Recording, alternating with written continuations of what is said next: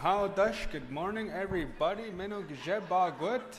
Welcome to day 3. I hope everybody had a good evening, enjoyed their dinner last night. Everybody's enjoying their breakfast as well. We have a really good day ahead of us. A lot of great presentations. Looking forward to our final day of our Chiefs of Ontario Education.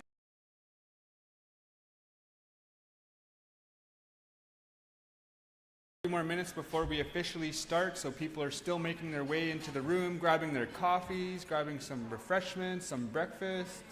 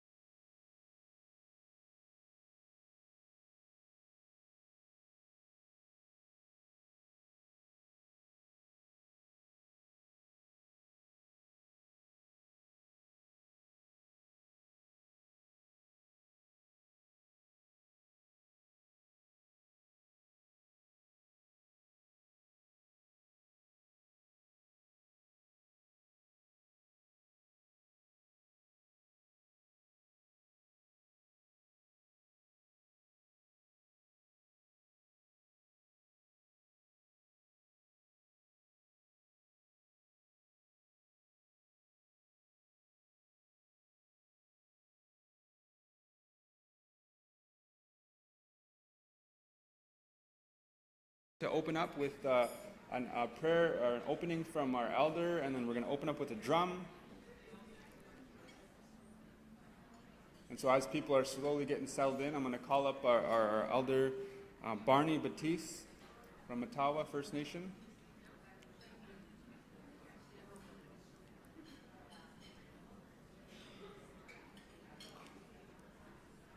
We had a really great day yesterday, a lot of really great presenters.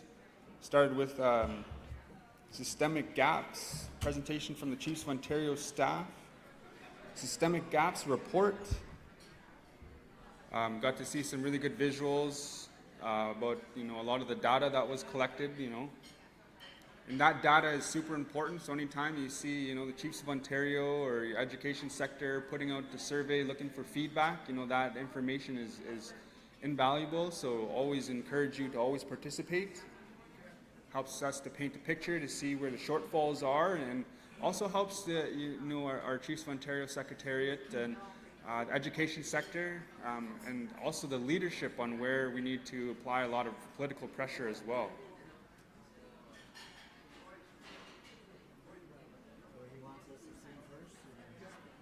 I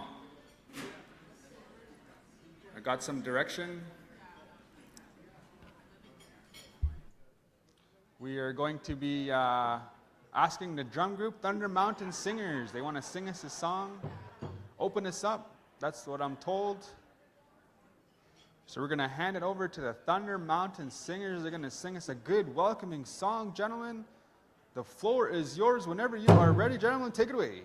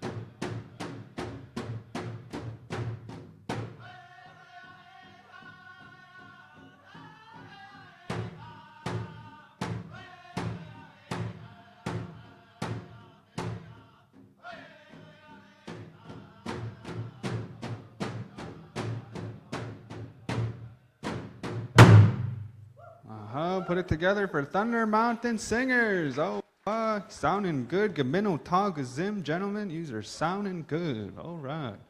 Jimmy Gwetch for opening us up in a good way. Always good to hear the drum. Almost everybody started dancing out there, you know. Yeah, everybody was feeling it. Yeah, it was a good song. Good song, gentlemen. Now we're going to be handing it over to Elder Barney Batiste. He's going to do opening remarks.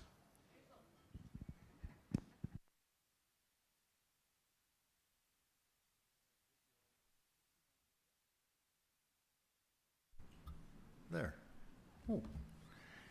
Anyway, I'm going to thank the drummers. We decided this morning that we would start with the drum. And the very reason for that is because it calls on us. It calls on a spirit. It talks to us. The drum beats, it tells you, come on, it's time, be here. And so we start with that. And we ask then, as the drum beats, that our words will be strong. And so I decided this morning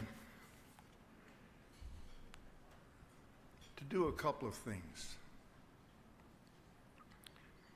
And what came to my mind yesterday as I was leaving here, in our journey, we must know who we are, where we come from, and what our responsibility is. Who we are, where we come from, and what our responsibility is. So I decided to start the day with what we call our original teachings, our original instructions, things that the Creator gave us, signs to live by.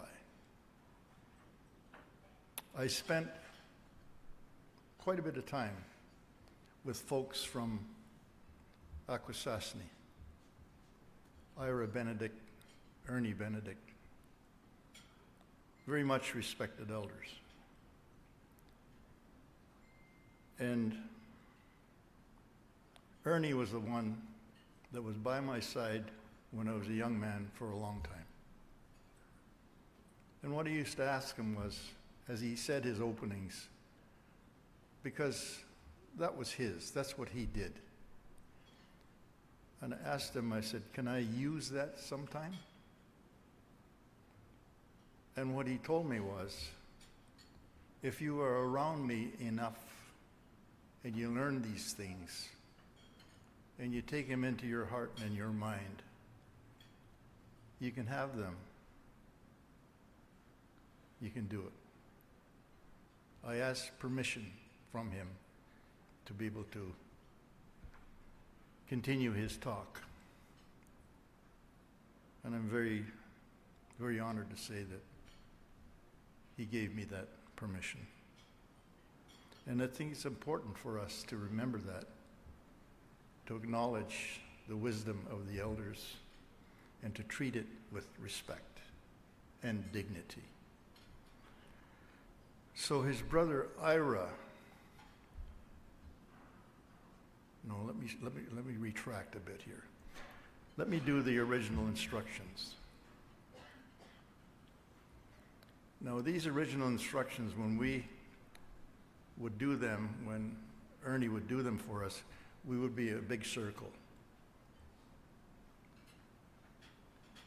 Even as we sit here, if Ernie was here, he would be asking you to form this great big circle to do this. But I'm going to modify it a little bit because you're all sitting in circles, each table. And so we'll use it that way. And so this is what he taught me, our original instructions. So as we sit and we look to our right and to our left, we see friends and smiling faces. And so we give greetings and thanks to one another. And then, when we see the day sky, we see our brother the sun. bringing us warmth and marking our days. So to our brother, the sun, then we give greetings and we give thanks. And then as we continue to look at the night sky, here we see our sister, the moon, marking time for our Mother Earth and for the women who walk upon her. And so to our sister, the moon, we give greetings and we give thanks. And then around the moon, we see the star creatures. We call those star creatures because we believe that all things are living. And so to the star creatures, we give greetings and we give thanks.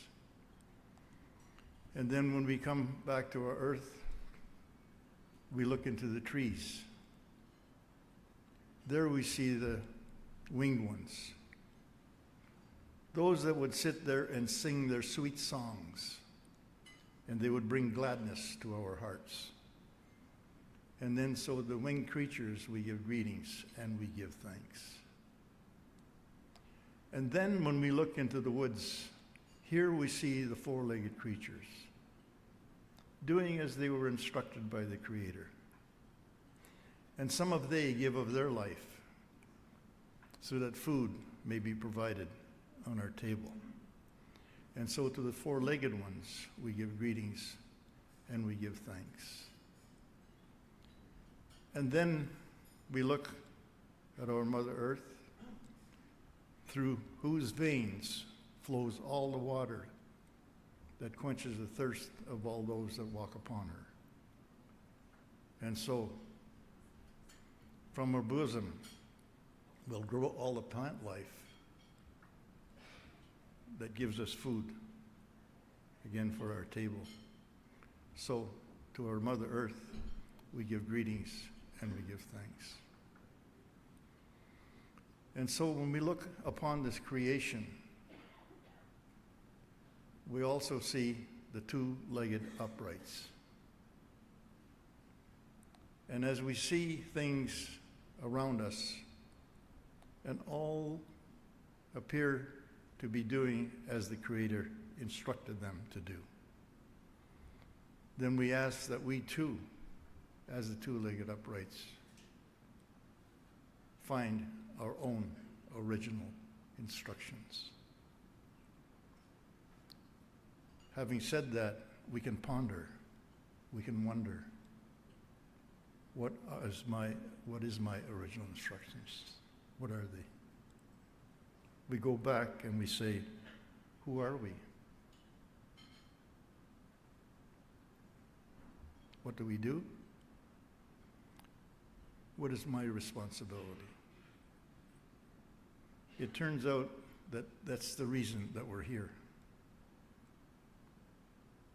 in search for our own original instructions. What are my needs and the needs of the people that I'm serving? What is it possible for me to do to be able to make life better for those around me? I go back again to my friends, elders, teachers. Ira Benedict, the brother of Ernie. Ira spent his birthday at my house. I don't live in Akwesasne. I live near the North Bay area. But he came to visit, and he spent his 90th birthday at my house, which I'm really proud to say. Wonderful person, wonderful, just a good guy. Anyway, he leaves me with this story, and something for you to ponder on. So he said him and his wife, Ira was only a short little guy. So him and his wife were standing at the door of his house, and he told me that there was a screen door. And he says, you come to my house, I'll show you. I'll show you what went on. He said, as they were standing there, this thing came. He says, like a flashing light, and kind of a crystal came. And he says, it came through the screen door somehow, and it went around my wife and I, circled my wife and I. After it circled us, and he mentioned, and I'll show you, if you come to my place, I'll show you where what happened. He says, there's a tree out in front of my house, and it landed on the tree. So I told my wife, I'm going to go out and see what that is. And he said, my wife was fearful. She says, no, Ira, don't bother. So Ira said he walked out and he picked it up. And he said it was the most beautiful crystal that anybody would want to see. It was square, beautifully squared. He said, I actually held it in my hand. And again he mentioned, you come to my house, I'll show you where this happened. So he said, I held it in my hand, and I brought it into the house to show my wife. And as I had it in my hand, it left me and flew away.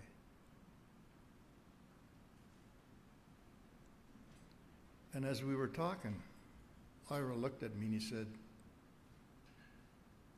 can you do that? Can you do that?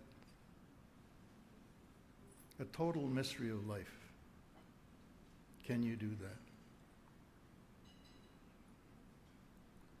So we're left with a notion, that mystery of life. Those thoughts and beliefs that come to you for your use and well-being, when the spirits come to visit you and tell you,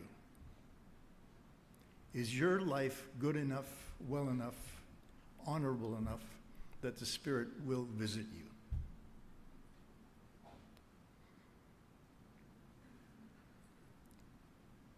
Even sometimes you encourage and want the spiritual visit, it doesn't happen.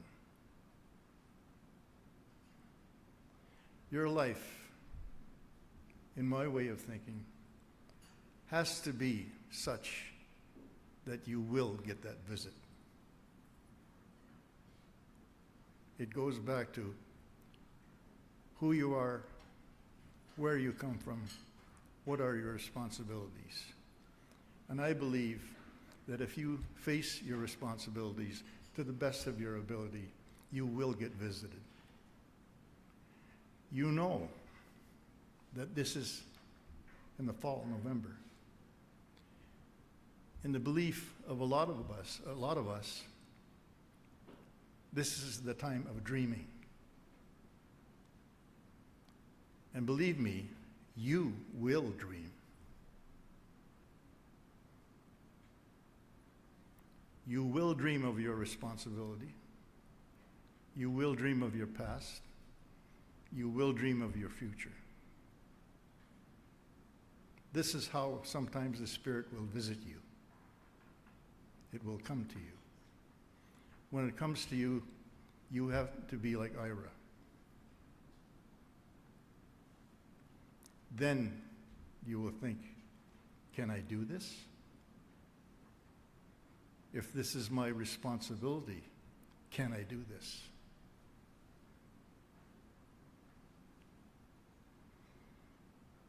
Then, as I was thinking what I would do this morning, I can only tell you the story of my life.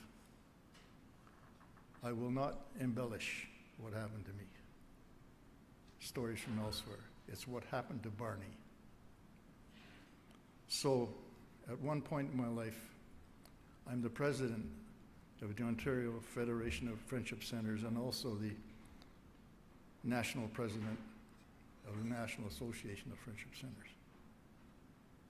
So we had a meeting. I am the board chair.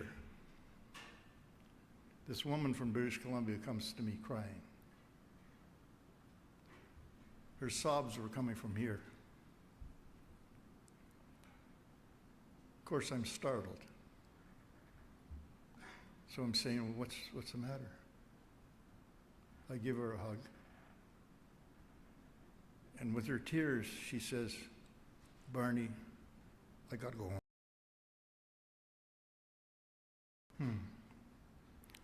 I said, okay, so I'm thinking disaster. And so, in her way, she said, I must go home.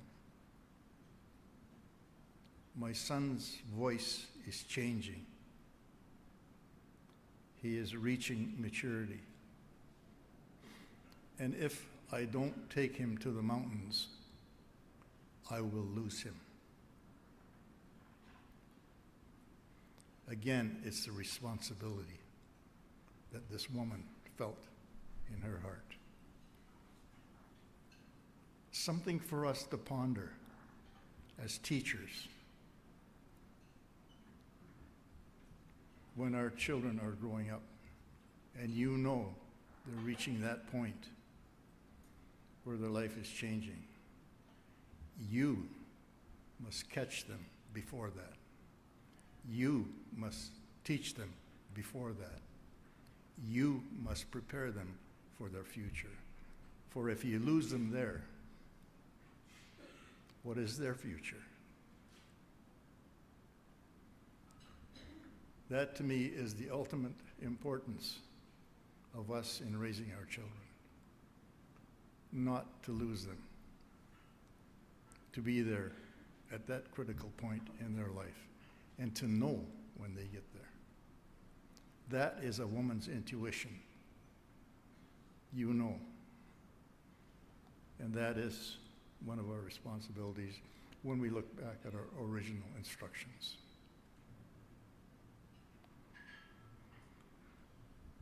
Then the last thing that I was thinking about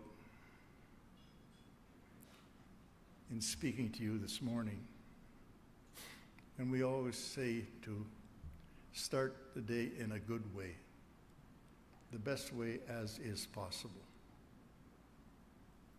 to make it a rich learning experience, things that we can take home and exercise for the benefit of our people. And I say our people with, I don't know, sometimes maybe you shouldn't say that because it's not our people, the people.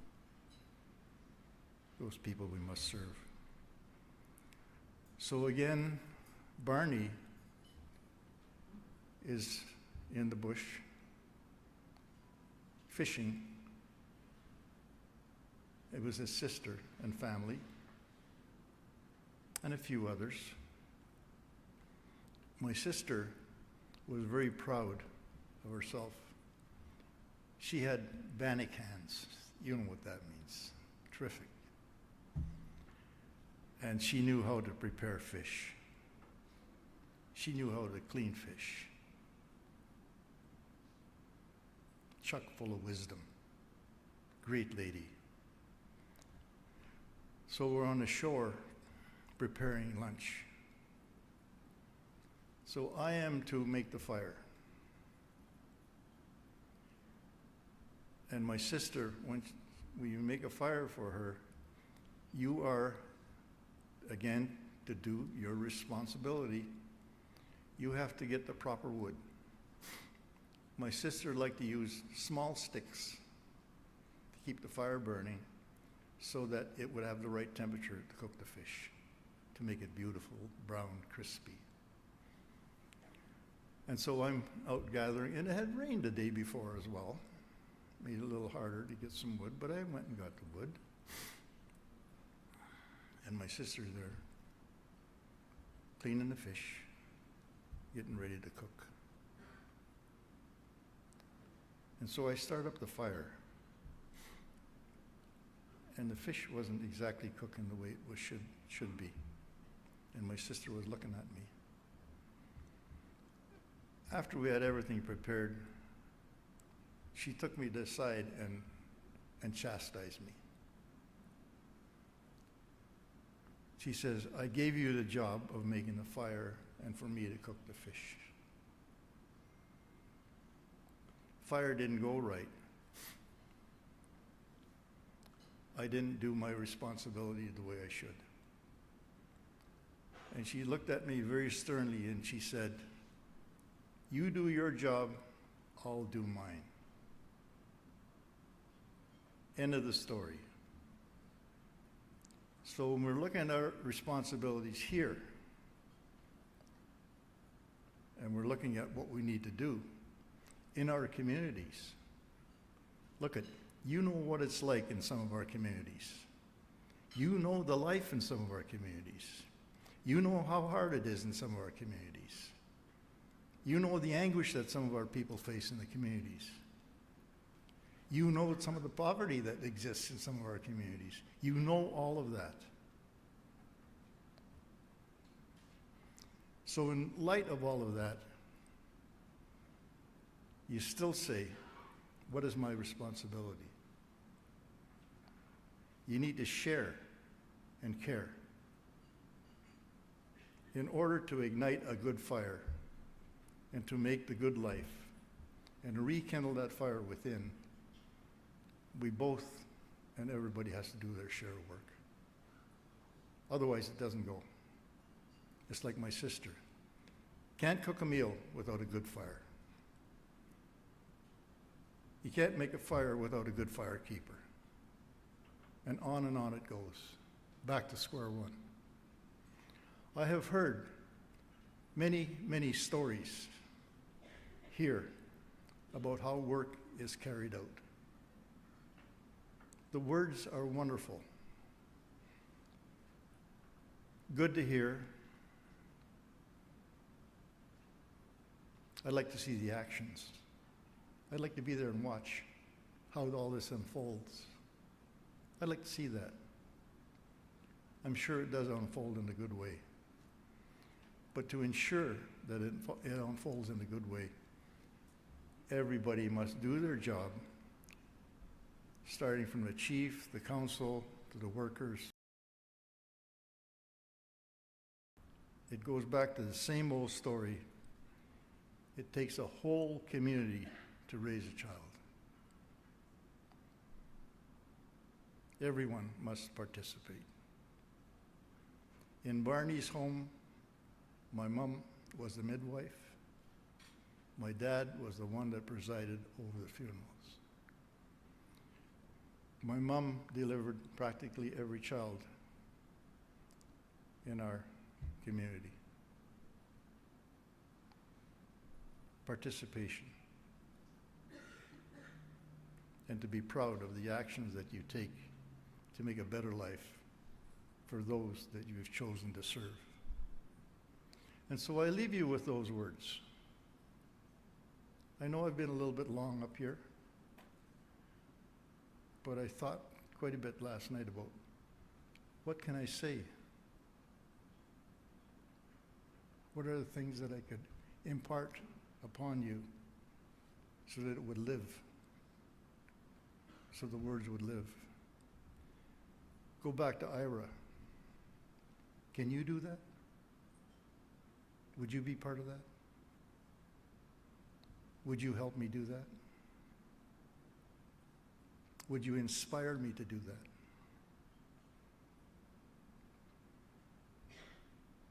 that? Ira, it's your challenge to do that. And it's your challenge to find, to gain, and remain a good spirit so that you too might be visited.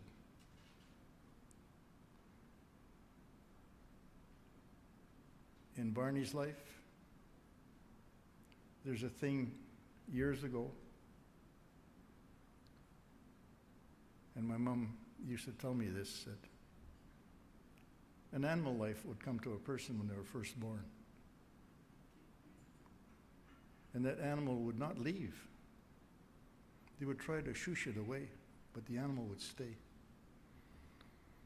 What we call that, back where I live, what my mom told me, Wisanagun. The spirit of that particular creature would be the habit of that person as they grow. And wouldn't you know it, Barney's visitor was a squirrel. Of all things, a chattering squirrel. So what does that mean to me? Chatter, chatter, chatter. So I'd like to get some positive out of that, you know, that at least when a squirrel chatters, you know, they're saying, danger, watch it. So that's been part of my life. So I will continue to chatter and continue to tell you some of the dangers, but also some of the best things in life that I've experienced and pass it on to you. It's called sharing. More than that, it's called caring. It's part of our life. I will end by saying, again, watch you don't lose the way you were taught. You keep that well.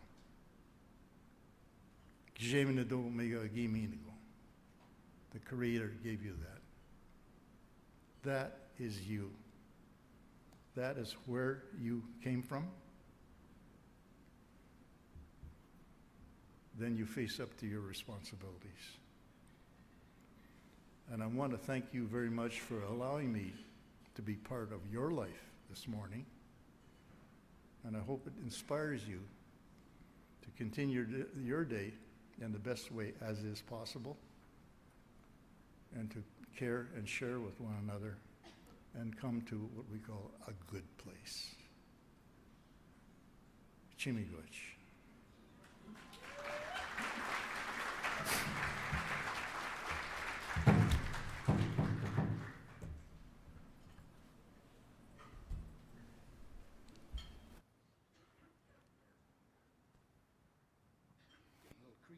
Yeah. Sorry. Get that. I'll get there. One time sound enough for no Naha Chimigwech, Barney Batiste, for those good words. Lots to think about as you know, as we opened up in a good way, and lots to ponder. I feel like I can just listen to you talk.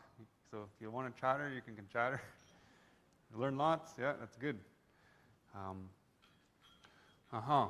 So we're going to move on with our next presentation. We have presenters with the Chiefs of Ontario. They are going to be doing a language presentation from the COO Leadership Committee on Languages. So at this time, I'm going to be inviting up Loretta Fox-Assiniway, the Chiefs of Ontario Language and Cultural Strategists, as well as Veronica King-Jameson of the Mississaugas of the Credit, and Ian Martin of York University. We're going to invite them on up so that they can share about some of the important work that they are doing around language, and from the Chiefs of Ontario Language Committee on Languages.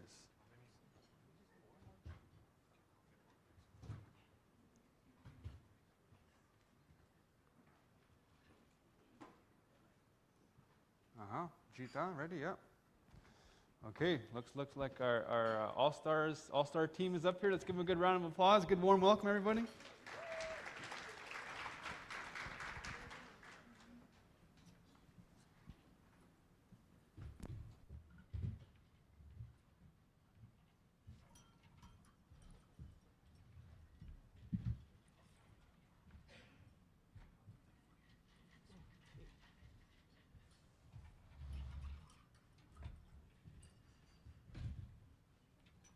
Steen down there?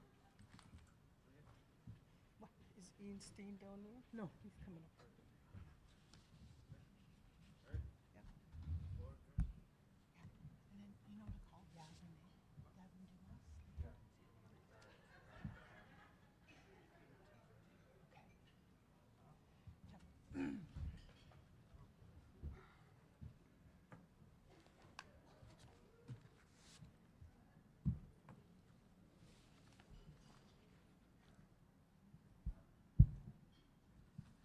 Ani bojo. Kanon donem. Amigwech Mishomas Barney Nikegi ni Gamigwayan Mandasan Bokawan. Mino Namigwech Hayak Undaga Dewage Chick. Mino Chimigwech Quinn. Join Kanatagi get Kanata Nishnabemge. So, G-Quest get indigo, objection to them. We quem kong don jaba. Yugeni Nishnabe quen dao, joining Gitchapit and don manda Gidinwelna. Opchuganishin Nakit mang manda, wina object sec Gidinwelna. So my English name is Loretta Fox Asinaway. I come from the Wikwemikong unceded territory, and I work in Sudbury, and I'm the language and culture strategist for the Chiefs of Ontario education sector, and I've been there, Joshua, Nijobod, learning a lot in terms of our language, and you know what state it's in, and the urgency that we, you know, help our communities to continue teaching our children the language. Very, kaya ngi kinomag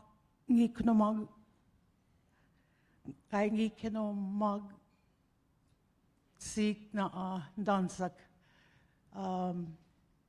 samni ngindam da.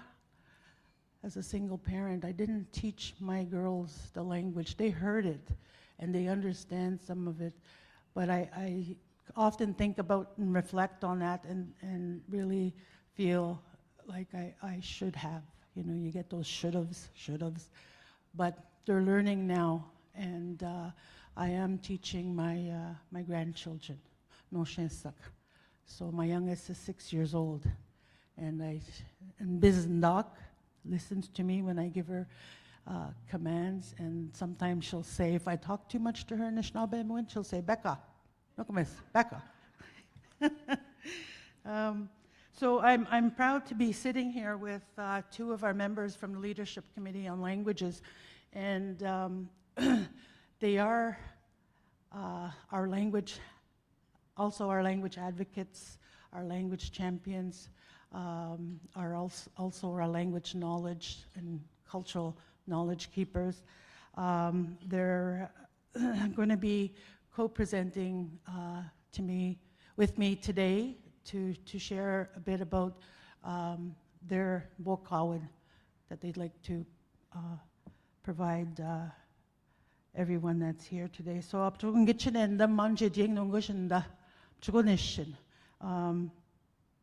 and I can't stress enough the importance of our communities to, you know, support our leadership. I think it's very important to provide that collaborative, strong community voice as they advocate for our languages with the governments that be. Now, I want to indicate also that Amos, one of our members of the Leadership Committee on Languages, couldn't make it today, so we are very grateful that Davin's going to present after us, because I really honestly feel his information and Bokawan, his knowledge, should be heard by everyone. He is going to be doing a workshop this afternoon, but we'll get to hear him this morning as well.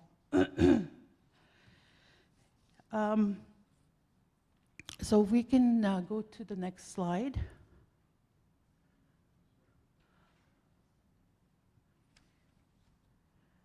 So I mentioned Veronica King Jameson. She's a counselor from the Mississaugas of Credit is here with us. And Ian Martin, professor at Glendon, York University. He's also a member of the Language Defenders Group. And you'll hear another member from that group present today, David Leach. Next slide.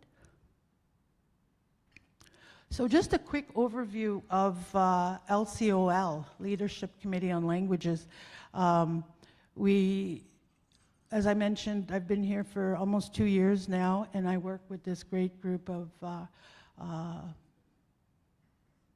advocates, champions, speakers, and we are an advisory group, and we advise the leadership of various things to help mobilize work towards getting the proper recognition of the language work that needs to happen in our communities. Veronica's going to talk a little bit about the work she's doing in her communities right across the 6 First Nations of the Mississaugas. And Ian is also going to share with us his research and his knowledge about why language and education were separated. You know, there was a plan there by the government, you know, to separate language from education. Next slide. Oh, okay. Technology right in front of me.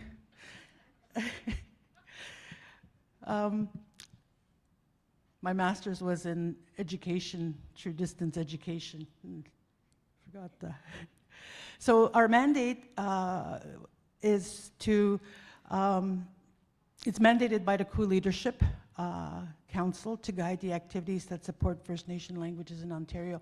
And I'm going to get into a little bit about what LCOL has done so far, where we're headed, and it's just amazing to be able to work with all these people that have the language as their passion.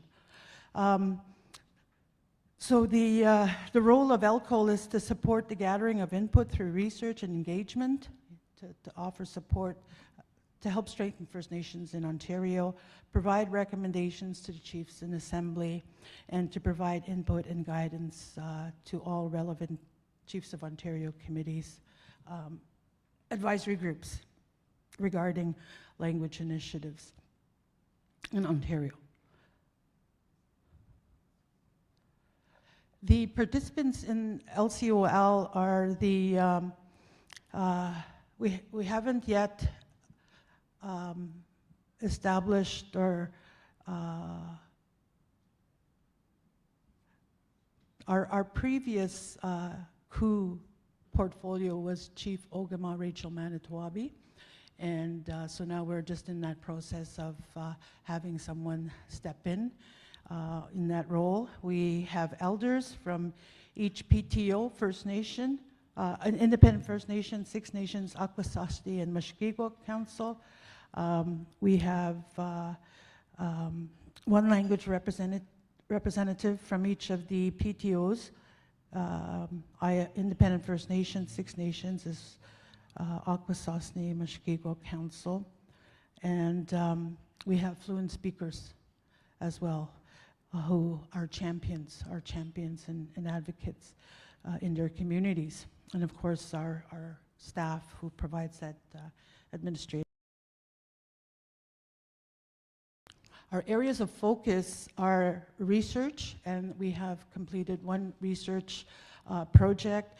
We provide communication where necessary in terms of the advocacy work that LCOL is doing. We collaborate, support and provide guidance, advocacy, and we haven't yet gone into full engagement with First Nation communities. But this is our area of focus.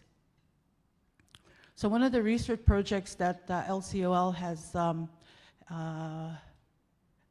worked on or completed is an environmental scan of local, national, and international immersion and bilingual programs and models.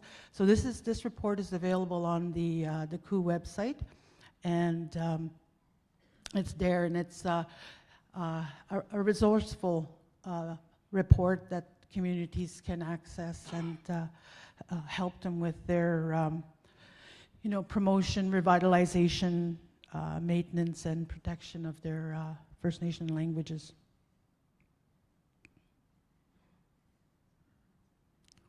So this report came up with 11 recommendations, and there were areas of recommendations for advocacy for our leadership, in terms of the lobbying power and influences that they can have on the provincial and federal government levels, advocate for self-determination in First Nation language programs, advocate for more immersion language programming funding, work to educate government and institutions and other communities on the urgency of the language preservation, and advocate for more alternative language programs.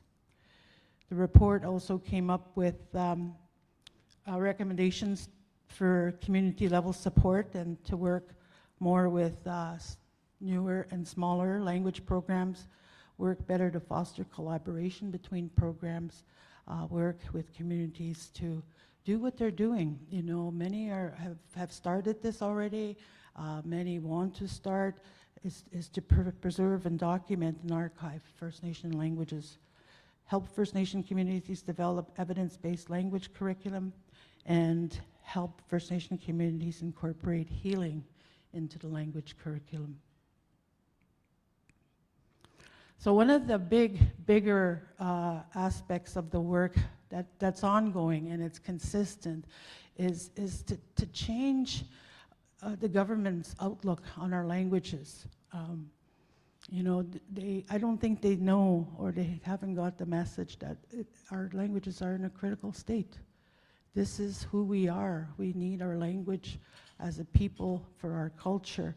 So we've been working with leadership to, lobby the governments to amend the Indigenous Languages Act and, include Article 14 of the UNDRIP, which, works towards or identifies First Nation language rights as defined and enforceable.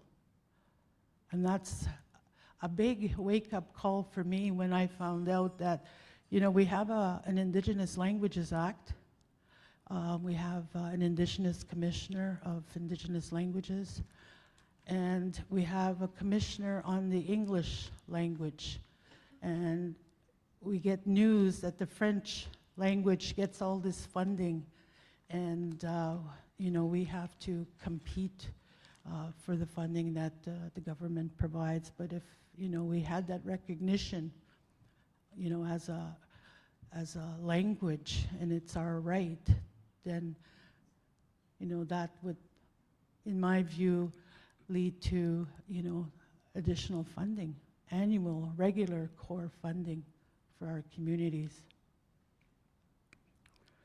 So with that, I'm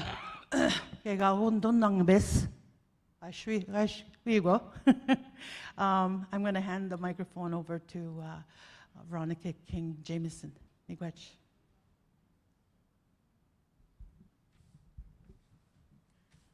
That's a big mic to hang on. Ani, Nanabojo, hello, greetings. Banit, Dijnikaz, Anishinaabe, Kwe, Gima.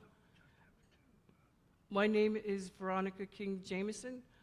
I'm currently a counselor for about 10 years with the Mississaugas of the Credit, and I've taken on the pillar lead for 4, which is the lifelong learning and education awareness.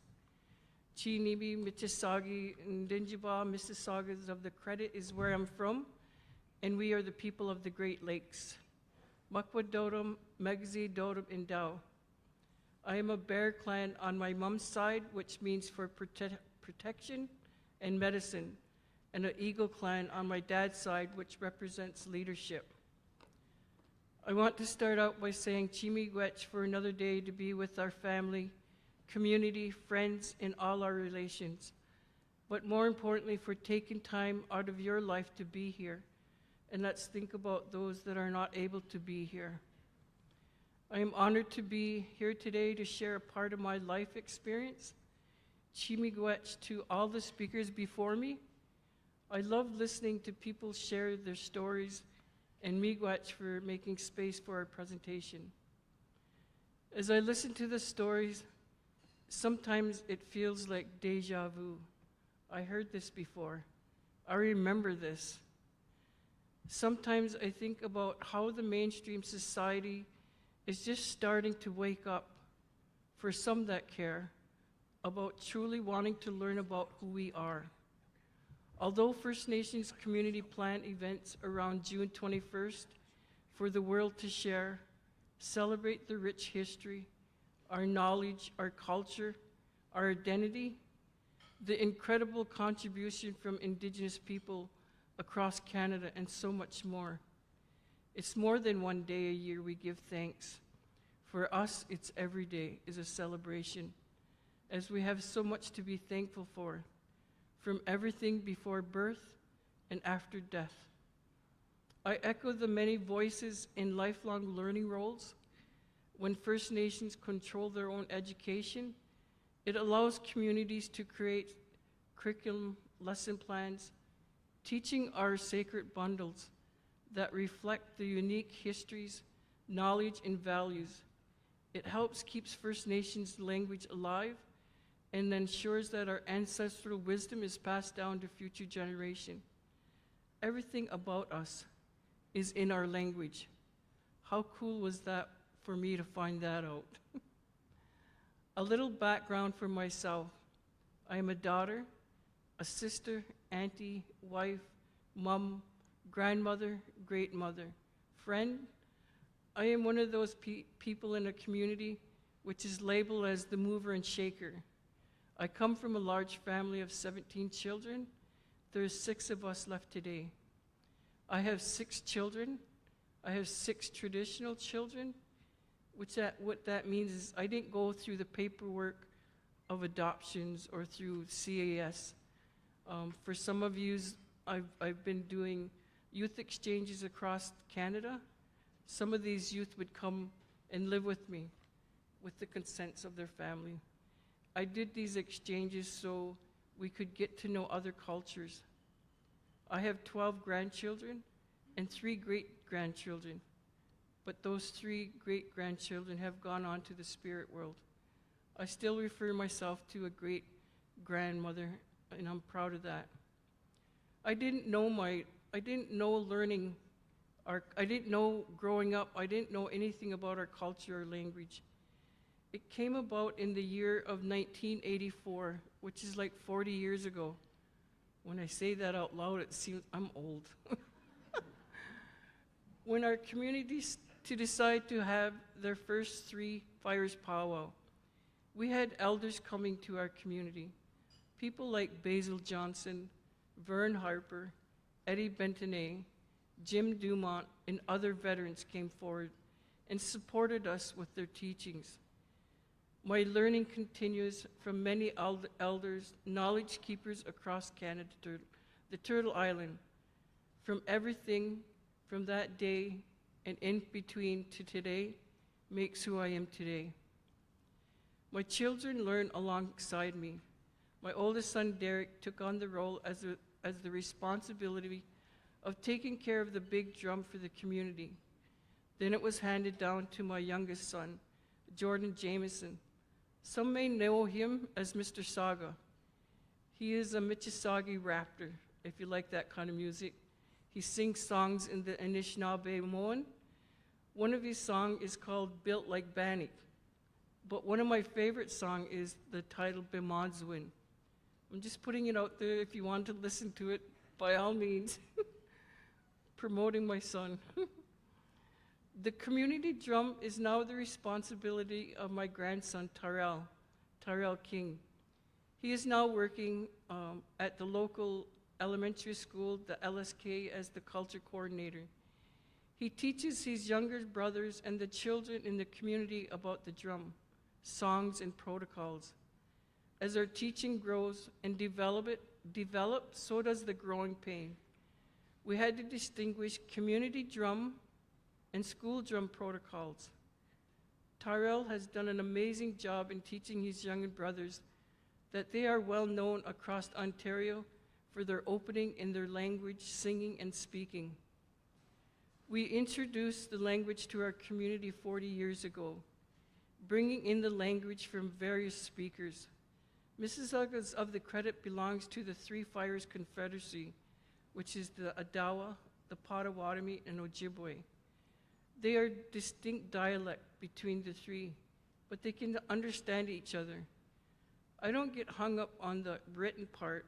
I concentrate more on the sound. We have our language in programs across our organization and within our community.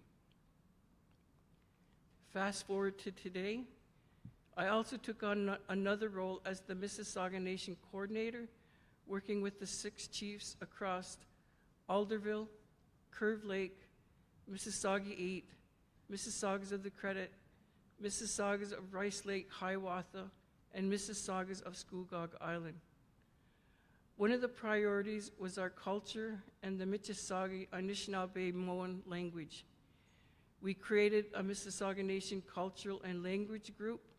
We gathered the resources. I interviewed all that spoke the language, created a software for our collection. So we have these teaching guidebooks based on the 13 moons. The 4 themes is the language, an identity structure, family, communities, relations and roles, ceremonies, songs, dance, stories, and storytelling, and on-the-land-based activities. And it's based on 4 levels: the beginners, the intermediate, the advanced, and fluency, and 4 seasons.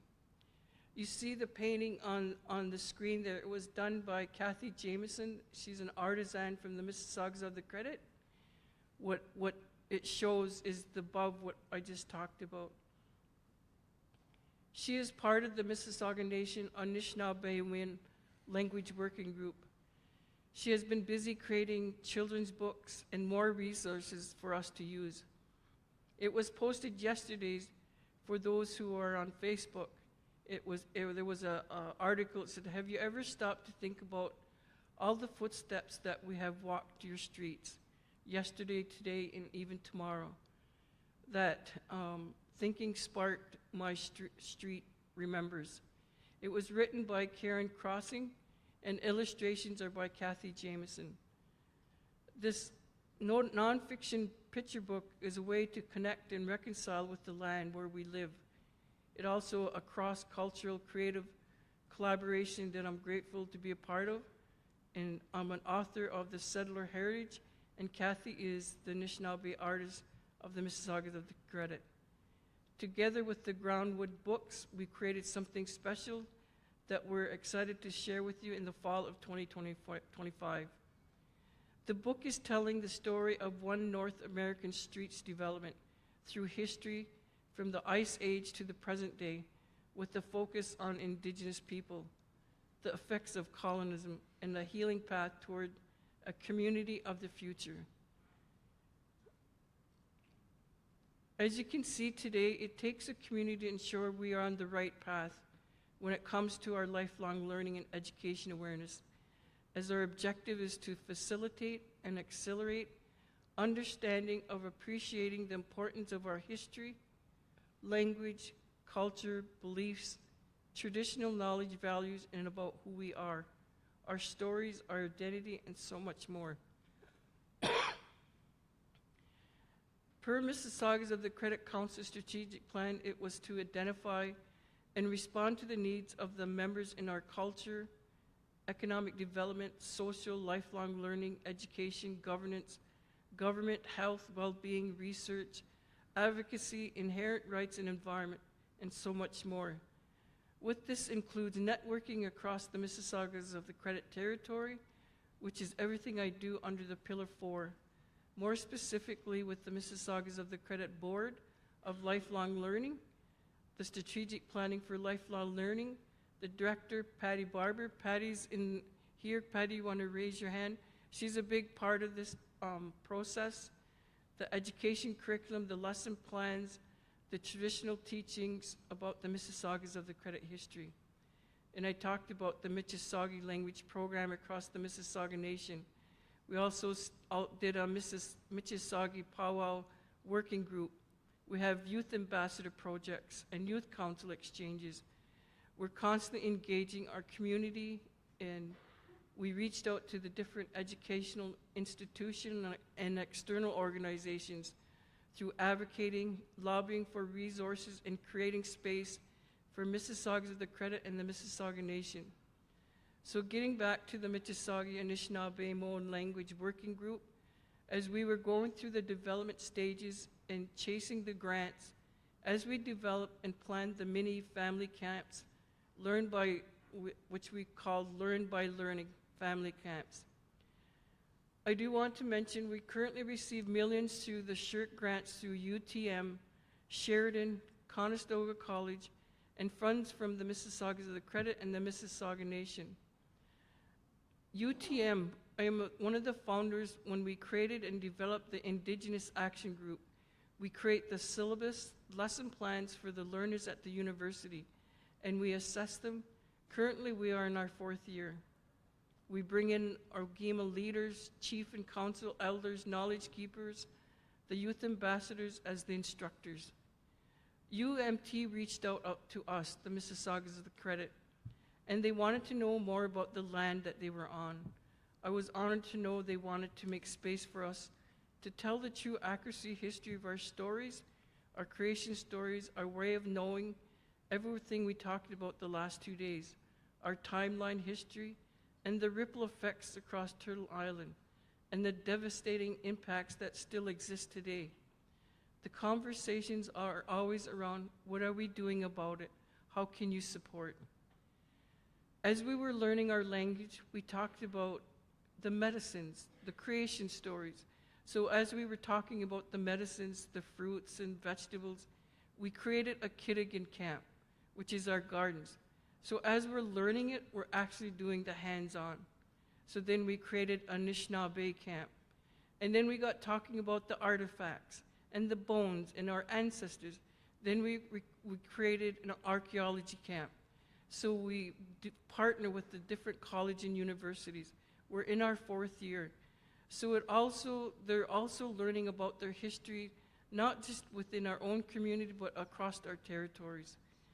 And then as we were doing the language, we were talking about in our language, in the English, I wanted the youth to upload photos from their community. I said, if I go to your community, how would I know it's an Anishinaabe community?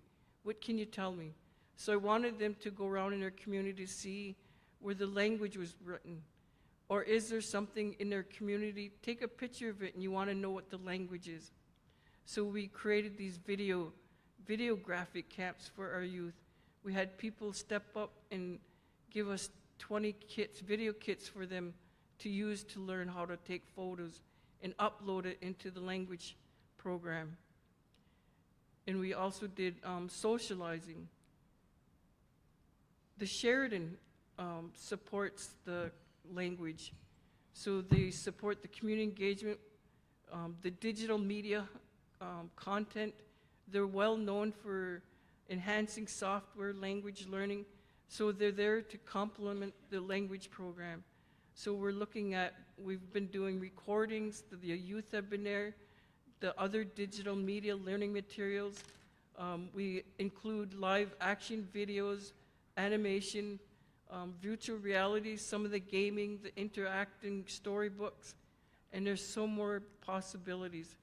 We're just looking at different ways of collecting the material and how do we learn it.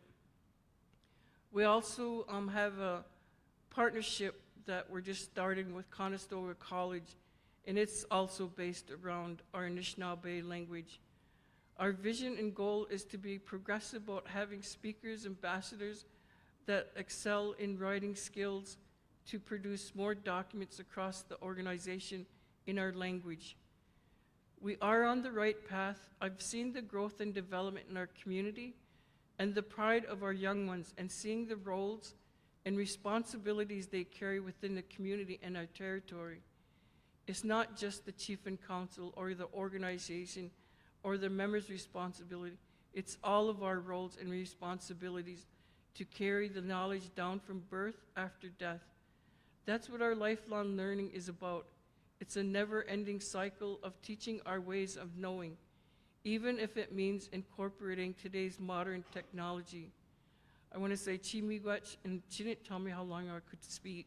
No, just Chimigwech, which means a big thank you for everyone for their hard work on putting this special event together.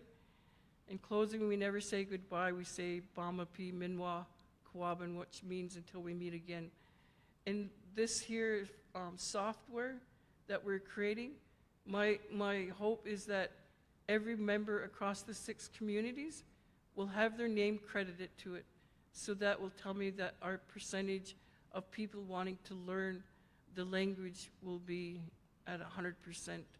That's what our aim is, for to be immersed in everything we do in our life. Miigwech.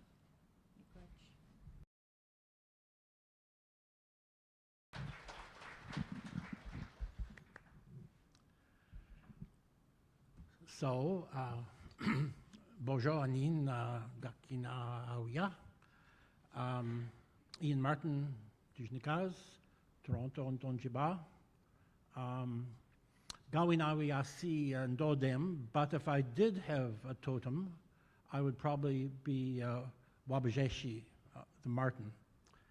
And if there are any members of the Martin clan here in the room, I'd like to speak to you because, you know, Jaganashininiwak, we don't have any totems, and therefore we don't get any help finding our responsibilities in life.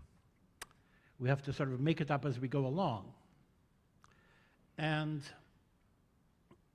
I have to thank 3 communities of Anishinaabeg for helping me be where I am today. Are there any people from Pikangikum here? Nobody from Pikangikum? Hey, Miigwech Pikangikum, because I'll tell you, a long time ago, in 1972, a young man left Toronto with a fancy new job called Assistant Language Training Officer for Ontario. And in that role, that young man had 3 responsibilities. One was all the English as a second language instruction for immigrant adults, all the adult language instruction for the Francophones of Ontario, and all the responsibility for handling the adult education requirements of the Indigenous people of Ontario. And that young man was sent up north for a month with his own pilot and plane and visited the fly-in communities of Grand Council Treaty Number 9, as it was called then. And the first community was Pikangikum. And it was a full moon, and I wandered around the birch forests of Pikangikum and felt something really unusual was going to happen to me, and it did. I wandered into a house where there was a story being told, a story of Singapis.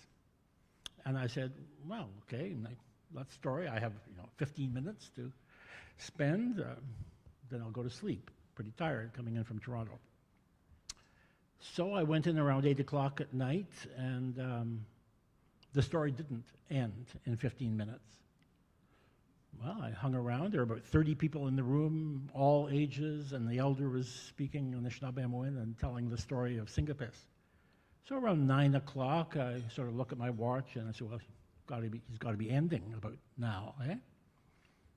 Okay, that didn't happen. And then midnight came around, and, some kids were, dozing off, and other people were coming in and laughing at the story, and it was a great story, and he was just warming up around midnight after about 3 or 4 hours, and I kept at least one eye open until 2 o'clock, and Singapis was still going to parties and dancing and having a great, because he was the fattest bird and the last one to go south, so he had a lot of parties to go to. And I finally went I found my place back at about 4 o'clock, having listened to 8 hours of pure Anishinaabemowin story. Long story short, a couple months later, I'm back in Toronto, a different person. The young man who came back was not the same as the young man who left. And I get a memo from the Minister of Citizenship, who had received a letter from the Ontario Teachers Federation saying Anishinaabemowin and Indigenous languages of Ontario can never become part of the high school curriculum because they have no literature, says the Ontario Teachers Federation. And I am supposed to reply to that letter. And thanks to Pikangikum, and thanks to that night, because I've never thanked people from Pikangikum before, I wrote a letter back to the Teachers Federation saying they have a literature and it's richer than anything you've ever heard. And after that decision was made by the minister, Indigenous languages became officially part of the high school curriculum from grade 11 on in Ontario.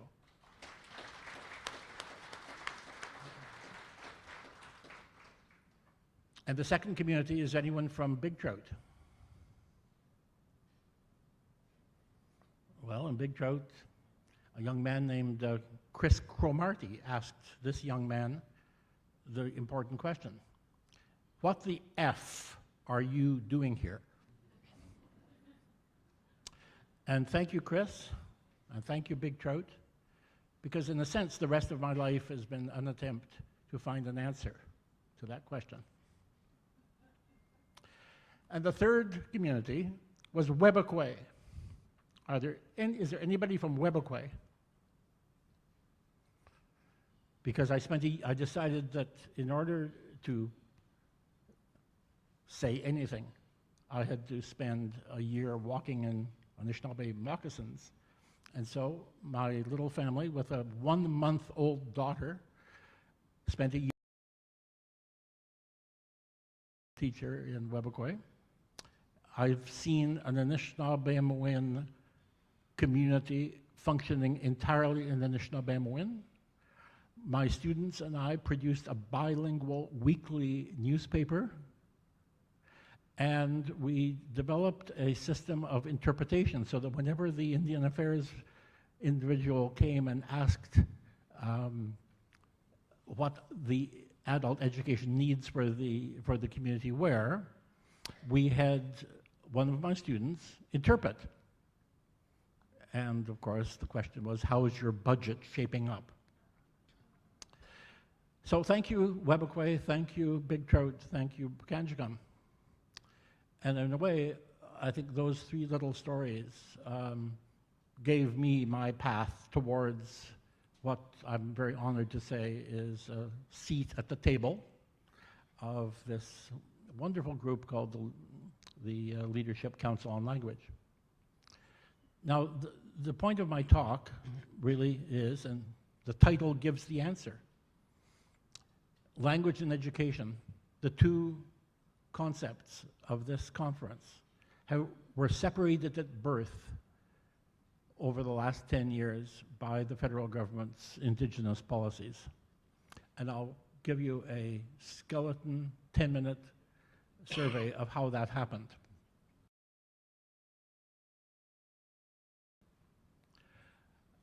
Five minutes. It's been an issue since 1970. Yeah.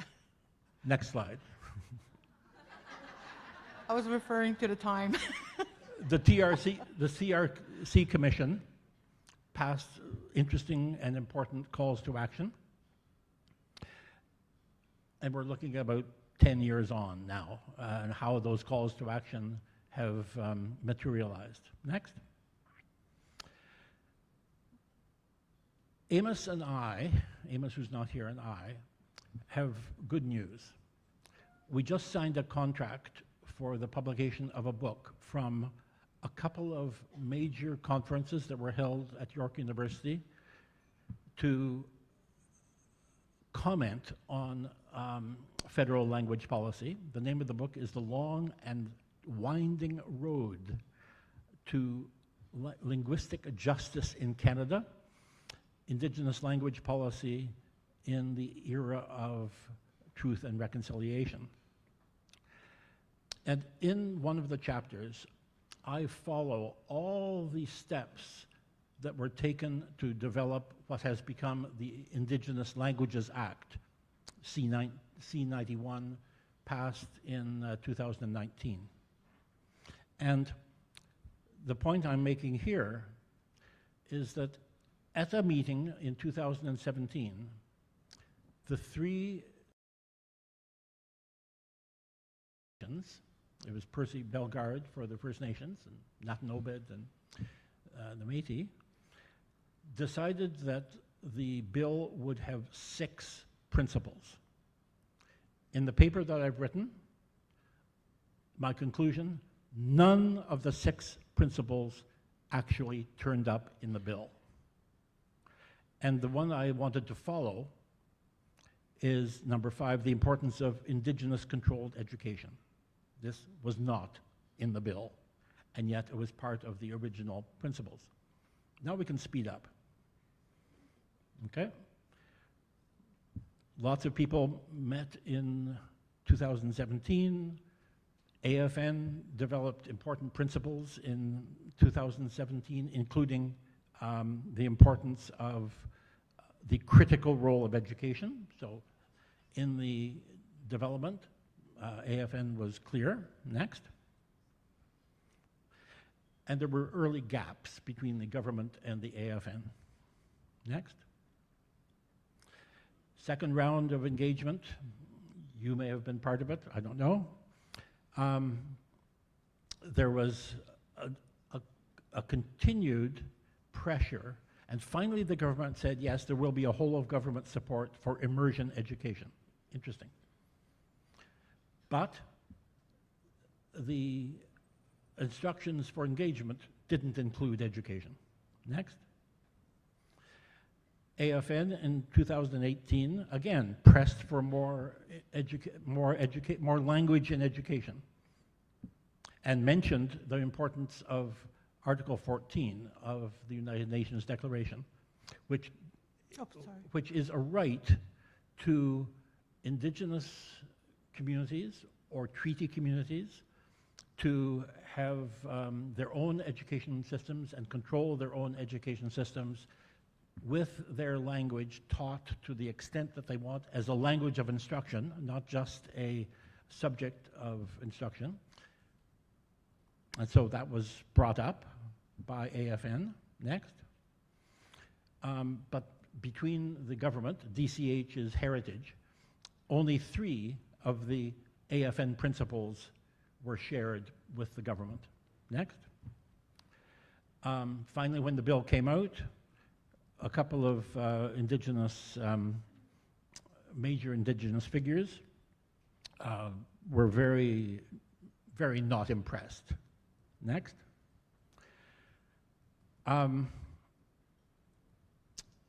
It was also brought up again in the Senate, and the right of education was proposed but not delivered. Right of language in education was proposed but not delivered. Next. And I did a thematic analysis of what the Indigenous side said in these engagement sessions. Next. Most of them were rejected. Next. Then there's another page, and here I have to say that in the next session after the break, there's going to be a very important discussion with David Leach, who's sitting at the back. Put up your hand, David. There he is. Member of the Leadership Council on Language, and for 30 years, a staunch supporter of the right to immersion education as a guaranteed Indigenous right, constitutionally entrenched, defined, and enforceable in law. This is what you want to hear David talk about. Next. Article 14, the text of it, is not seriously part of the action plan, the 2023 action plan. However, and I think David's going to talk about this, there are mentions of Article 14 for the Inuit and for the Métis, but not for First Nations. And I think there are implications of that. Next.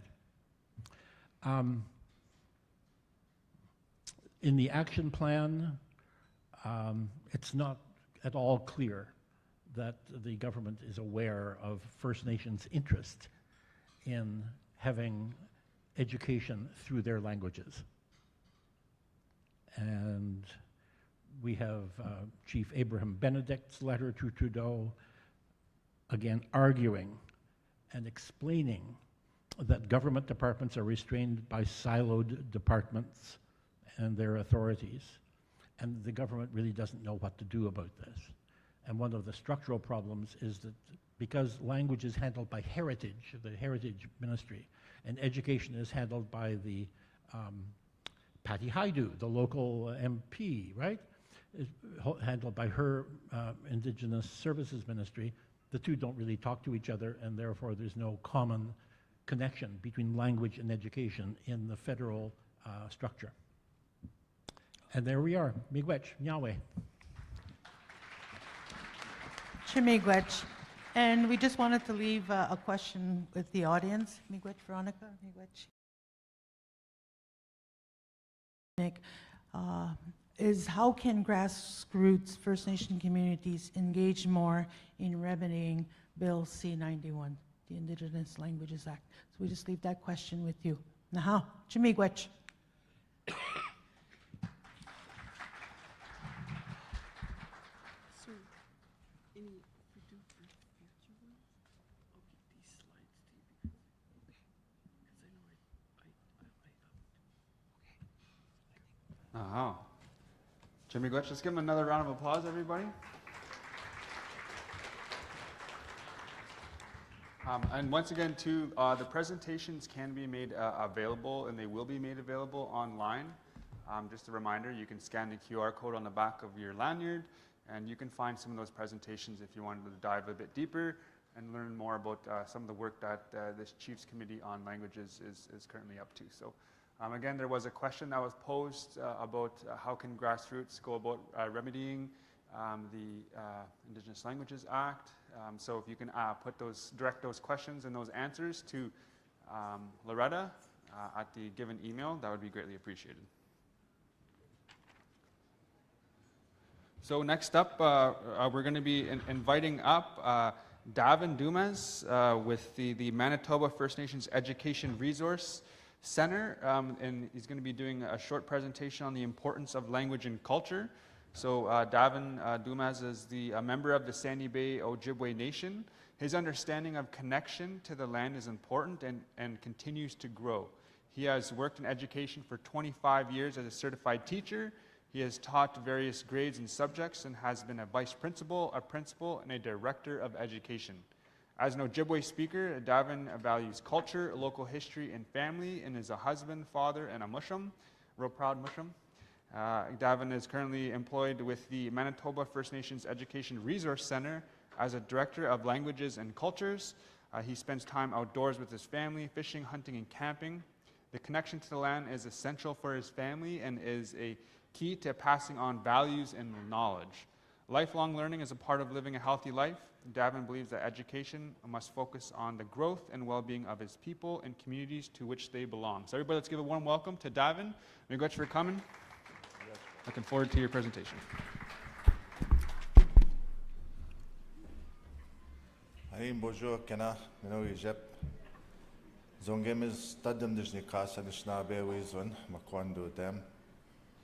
Apchai Niminandana Dianoma. Miigwech Danakingek, Kawita Noki Mat, Ogimakanet, Kabia Wajimanan, the Biga Yi Dona Manongo. Miigwech gendana kangek kay nagamok manongo. Temino bakna manwe kana kamigutta manongo. Shugawa kacha kenzi ga ay tabajmat no mizep miigwech tana. Apche kachite well I didn't that nongo. Wasa iden nigabi anong gidun de se tibia gidona ma doi gazaganashim so that everybody can understand. So I want to say thank you to the drum group and the elder for his words this morning. Some of that is actually reflected when I'm going to talk about quickly this morning. So I was asked if I could say a few words to the group this morning as a filler. So I'm used to being a filler. I jump in where people need and help out when I can. So Chimiigwech. As mentioned, I've been an educator for a long time in a lot of different roles, but more recently, my passion has been language and culture. And I know my presentation says the importance of language and culture, but today is my message, if anything, is to talk about how important it is that language and culture are linked together. And when we talk about language, language is culture, and culture is language. And this was something that was strongly stated by Dr. Verna Kirkness a number of years ago. Dr. Verna Kirkness is somebody she worked in education for just over 60 years before retiring. And is somebody who has been a champion for First Nation language and culture for many, many years. So when we talk about language and culture, one of the things that I've pushed and am pushing now is that, for many years I did not think this way as an educator. I did not think of the importance of language and culture. It was all about academics. It was about teaching curriculum. It was about how those in the training that we receive as educators will solve the problems of the world. And boy, was I wrong. Boy, were we wrong. In that education, in the way that we've been delivering it through English immersion, through teaching of a culture that is not ours, has not helped, and has not helped at least 50% or more of our students. So when we talk about language and culture, you may hear terms such as First Nations perspective, grounding practices in languages and cultures, indigenize. One of the words that irks me now is indigenize, because we were taught 20 years ago you can indigenize a curriculum. Throw a few of your words in there, and there, it's good enough. No, that isn't. It's not. You can't make something indigenous that wasn't indigenous from the start. You can make it First Nations if it wasn't First Nations from the start. And then there's other phrases like incorporating language into the curriculum. It helps, it's a start, but it's not a solution. So one of the things I've been encouraging is that we need to do things differently. We need to look at education, language, and culture differently. And taking that and using that as a foundation for everything that we do. And it's been a challenge. Primarily, I work with educators and language instructors and cultural staff that we have. The challenge has been is how do we make a foundation of our languages and cultures and bring everything into that? How do we bring in education? How do we bring in everyday living? Okay, so bringing into that foundation of language and culture, and it is possible. It is possible. I've been happy sitting and listening, talking to a few people and hearing all of the great things that are happening in this territory. It fills my heart. It fills my heart to see the language learners. And Shkimach tun hawenenye dejimate zuin Anishinaabe. Learning to live as Anishinaabe people again. Omaji kendamot anijai Anishinaabe. They're learning their language. It's awesome. So when we talk about First Nations perspective, it's not so much of a what, it's more of a how. And it's relating to that foundation again of First Nation ways of knowing, being, and doing, which are our ways. So when you think about it, our ways of knowing, our ways of being, and our ways of doing things. Not the Munyawe. Okay? Not doing it that way anymore. Because as we teach, and we continue to teach English immersion, it's infused with non-First Nation culture. So only when we bring in instruction in our languages will it reflect our culture, our ways of knowing, being, and doing. And again, we need to recognize the importance and the relevance of First Nations history, knowledge, values, teachings, and of our elders. So we talk about things doing our way and our culture.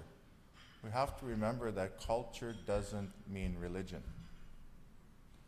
And I think a lot of times people are hesitant to talk about culture because they associate it with religion. And that's not what culture, that's a part of it, a piece of it, but that's not it. Okay? It's the way that we are, our ways of knowing, being, and doing. Okay? So in order to get there, there's big changes that are going to be required. There's going to have to be meaningful change. You know, I've sat for many years in conferences like this. I've sat in with Chiefs Committees on Languages, Chiefs Committee on Education, assemblies, AFN assemblies, Director of Education meetings, principal meetings, and all of those meetings, when those groups are asked, what are the priorities for you? Language, culture. But too many times that gets pushed aside, put on the shelf, because and then they talk about other things. So we have to bring that back and put it at the forefront and make that the foundation of discussion. So again, meaningful change when we talk about language and culture is needed. And we need mandated change. It's easy to have these great ideas, and they are great ideas, but are they mandated? Who makes those mandates? It has to be our leadership. Our leadership as sovereign nations have the autonomy to make those mandates. And then we have to implement that change. We've gotten really good at creating proposals and work plans, but those are only as good as the paper they're written on if we don't implement them the way they're supposed to. Okay? And then some people ask, what do we do about the provincially mandated curriculum? And we've had some discussions in our region about this. Some people say, throw it out, get rid of it. It hasn't helped our people. But in the absence of having something to replace that, what do? So again, if we take that foundation of language and culture and bring the curriculum into and do the things in the curriculum from our First Nation lens, you can still use that curriculum, because nothing in a provincial curriculum was not here before that curriculum. One of our late education elders often said, science didn't fall off the ships with Europeans. We had that. We had math. Okay? We had those things. So it can be done.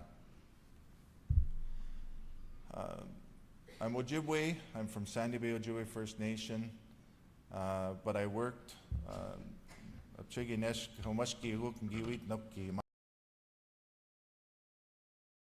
for most of my career.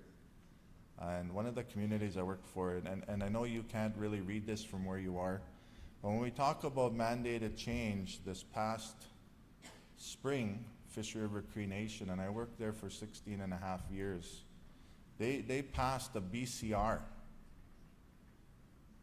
Band Council Resolution, which is our chief and council's way of making law.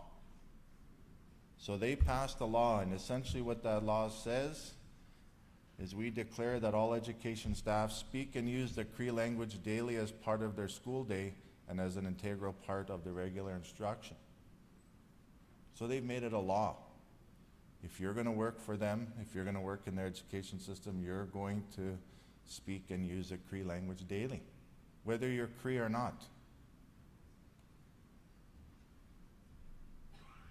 That the elders of the Cree Nation and knowledge keepers are recognized as the primary source of ancestral knowledge and be present in the schools as much as possible. And that land-based education and the revitalization of the Cree language are foundational components of Fisher River education, and all Fisher River education employees are to adhere to this declaration. This is one of the only examples that I've seen where a chief and council have passed a law stating you're going to do it now. So when we talk about mandated change, I wanted to share that example with you, that it is possible and it is happening. Okay? And again, when we talk about implementing, what does that look like? And again, I know you can't really read this from where you are, but it's a process for incorporating language and culture daily. So when this community decided that they're going to make this mandatory, they called upon our organization and staff, well, help us make this a reality, and what does it look like? So our staff came up with some templates, ideas, and resources for them to use. So this is an example of one. And again, when we talk about language and culture, a lot of it has to do with our values, about who we are as Anishinaabe people. And again, when I use the term Anishinaabe people, I mean First Nations people. And again, another example is that every week there should be land-based activities, that every week there should be at least 10 words in that activity that relate to the language to speed language acquisition. And again, I'm doing a presentation right after this that I'll speak a little bit more about this. Just recently we met with some elders, and one of the elders, Elder William G. Lathland from the Opaskwayak Cree Nation, stressed that we need to teach our children, we need to teach our young adults land sovereignty, water sovereignty, food sovereignty, and education sovereignty. If we don't teach those things, who is going to take our place? Who is going to continue that fight? Because it is still a fight. We are still having to fight, and I hear it even in the conversations that happened over the last couple of days of how we're still trying to push government to not let us, but recognize our ability to do these things on our own.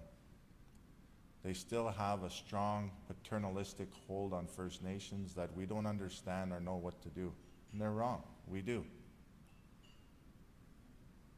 And again, I know I don't have to say that to this group. You guys are here because you're passionate about language, that you're passionate about culture. If you weren't, you wouldn't be here. So I know I'm saying this to a crowd that already believes that already believes that. So, and I appreciate that. One of the other elders stressed, and he's an Ojibwe elder, Elder Harry Bone, had stressed also that we need to teach about the 4 levels of the Anishinaabe language. We need to teach about everyday common language that we use when we meet each other and do the things we do. We need to teach about the language of prayer. That we need to teach about the language of ceremonies. And then the 4th level is we need to teach about the language of dreams. And I appreciated the elder mentioning that this morning in his invocation about dreams and the importance of dreams. So miigwech, I say to the elder for that. And again, it affirms what we're hearing in different territories. We need to educate about the sacred laws. So our elders, both Ojibwe and Cree in our territory, talk about 44 sacred laws that need to be taught. I get heck from my great uncle. He said, for somebody your age, you should know more of the 44 sacred laws than you do. Yes, uncle, I know. I didn't walk a good path culturally. Important that we learn those. Talks about how the 7 teachings can't only be what's taught. There's more. There's more to our history, to our culture, than the 7 sacred teachings that are commonly used. Okay? How much time do I have? Sorry, I want to be respectful. 4 minutes? 5 minutes? Okay.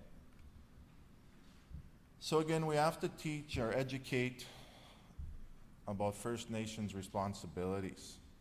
And I call this the 7 generations of responsibility. And this was a teaching that I received, that I share. And it was just recently. And I didn't understand it right away. And it's interesting how sometimes you hear these things and it takes time to sink in.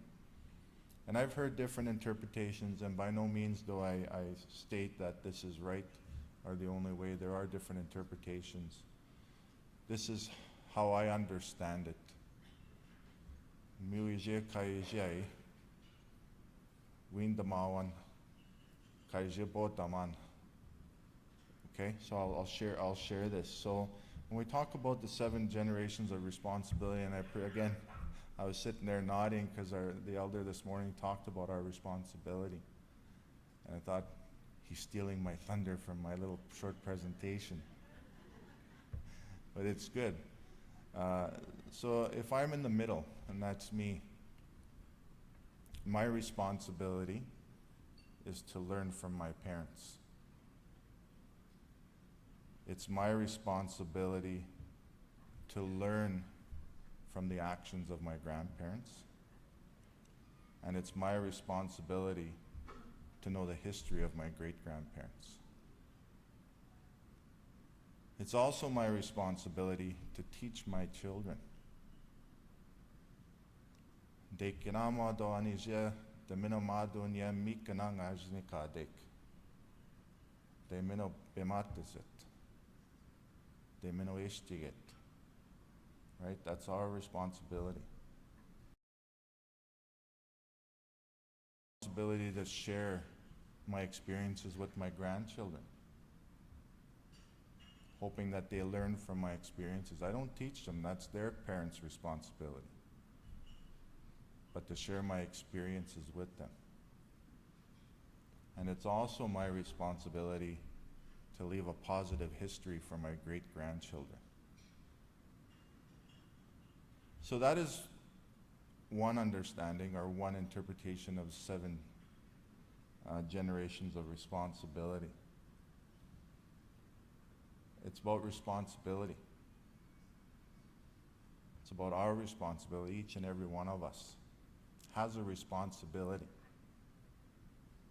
as some of us get older or younger, depending on how we act, we have responsibilities regardless. And it never stops. That responsibility never ends. Because where I am and there the me, someday my children will take that role and will have different responsibilities than they do now. And again, our responsibility is to lift people up to eventually take our place. Our Assembly of Manitoba Chiefs Elders Council, when I met with them, they stress this. They stress we need to lift each other up. That is our way to make each other better, stronger, healthier.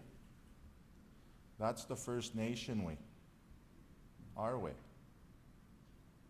As opposed to a Munya way, they said, where we step on each other trying to get more money and wealth and higher positions. So when you think about it, when I thought about it, it made so much sense. In that non-First Nation structure that we're gearing our children for in education is to step on each other, to have higher marks, to excel, to be the best athlete, to get a higher paying job, to get higher education, to make more money, to have more possessions. A Munya culture. When we talk about our culture, and when I think about what the elders said, is how do we empower people, lift them up, so that they can take our place. So again, some things to think about. And again, I'll state it again, I didn't always think like this. My hope and my goal is that I can lift people up so that they can take my place and realize these things long before I did. I think once that starts to happen, we can start to empower our young people, our young adults, our young leaders to be stronger than I was, and to be able to lift more people up at a younger age. Okay, so again, responsibility. Our responsibility is to our children and our grandchildren. So here is 5 of my 12 grandchildren. So we're a fishing on the land family. I don't know how I ended up in an office and classroom and stuff. But we love being outside.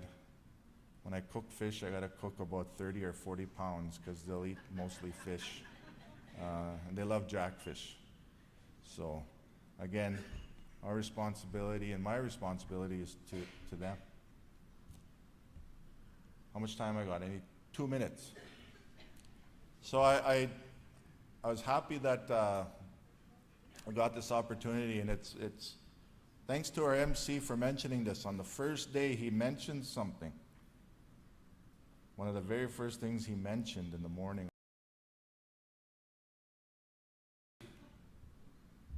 Heard of this?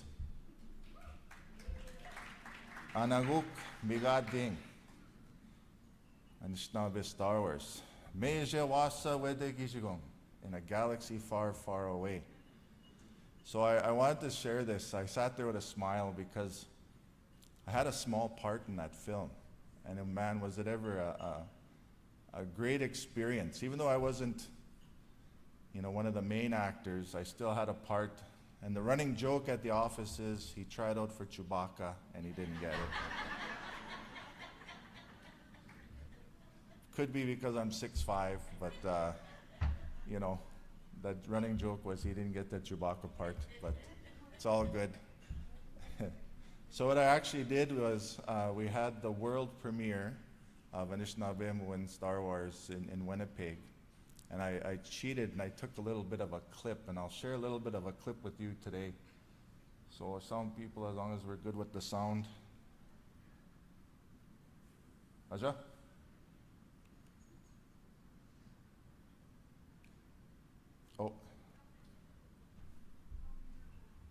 might have to push play. The bottom left.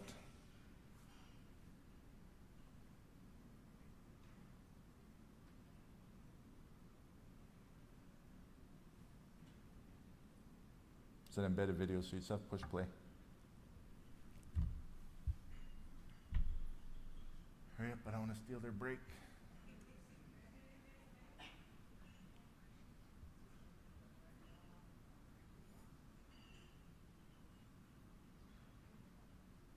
Pardon me? No way. I tried it, it worked. So if you highlight on the screen and go to the bottom play button. Okay, I'll get them something that can play it. So with that, I want to say Chimiwech Kababin Bizendoik. Again, last slide, and I'll say this. Giga Minigois Muaman Tao is win. And that means may the force be with you.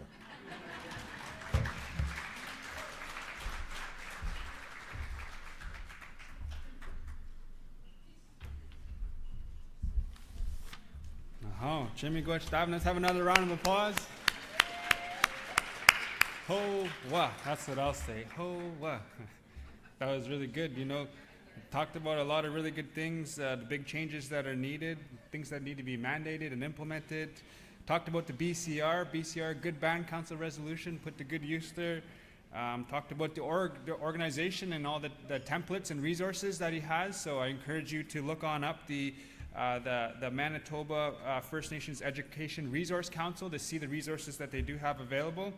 And you know, the talk about sovereignty, which I thought was really important. And it reminded me of something that I heard and that I keep close to my heart. There's a phrase that we have, the Benjiged ke min go na, dead ben we naga dowenduin. The Creator gave us the sovereignty to govern ourselves. And so that, what he says there really hits home and resonates with me. So, Chimigwech for that presentation.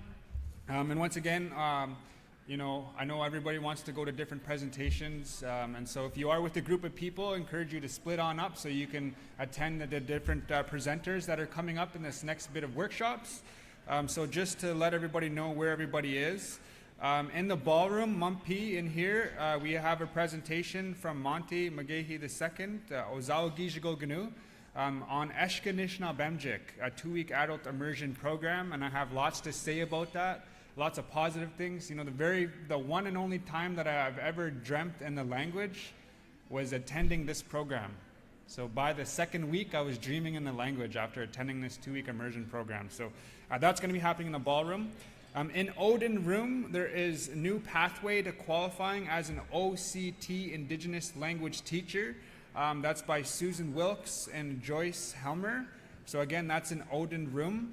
In the Icelandic Room, we have planning processes for First Nation languages by our previous presenter, Davin Dumas. Again, that's an Icelandic Room. In the Fireside Room, so once again, the Fireside Room is located, Besha, like really close beside the, who's that, Shueying? Do I say that, Shueying to the side? But anyways, right beside the elevators, that's where the Fireside Room is, and that is Can International Law Help Indigenous Language Activists by David Leach in Fireside Room. And last but not least, in the Viking Room, we have a presentation from Brandon Martin on root word method for Indigenous language revitalization.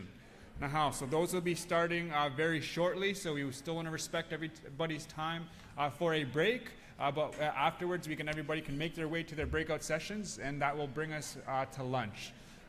So I hope everybody enjoys your session, everybody. And we will see everybody back here for lunch. Miigwech.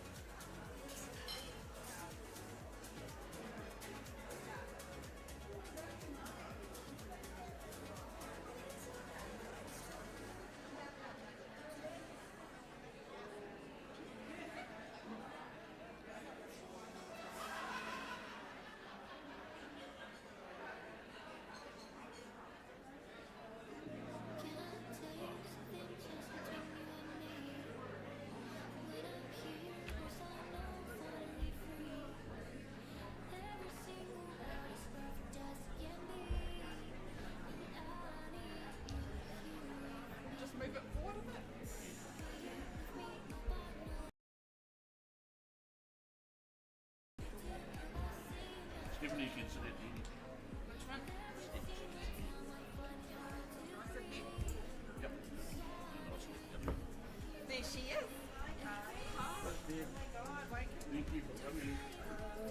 My face is just starting to thaw out. Oh, even better.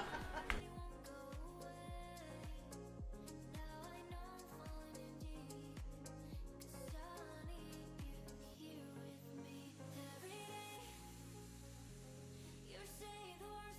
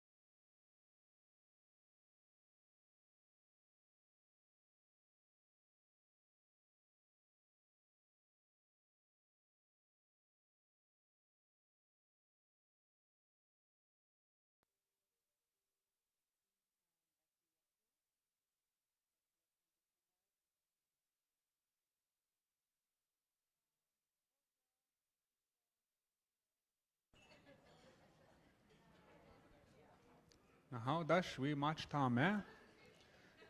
We're gonna get started very shortly. So that video was like a little bit of a teaser to our upcoming presentation, and our presenters are up there. But I hope everybody enjoyed their lunch. I seen someone walk past me with a plate full of bacon, so they definitely have their priorities straight. I'm not gonna look where you are, but yeah, it looks like everybody hopefully enjoyed your lunch. So just before we get started, this afternoon we have a presentation up here with our presenters, who I'll introduce very shortly. After that, this presentation, we have a last slot of concurrent workshops. Those concurrent workshops will bring us to about 2:45, at which time we will have a short break, and then we will begin to wrap everything up. We do have some door prizes again, so once again, there were some folks out there whose name were called last night and they weren't here and they missed out on some good prizes. So once again, if you want to get in on the action, you want to be in it to win it, you got to be here to win it.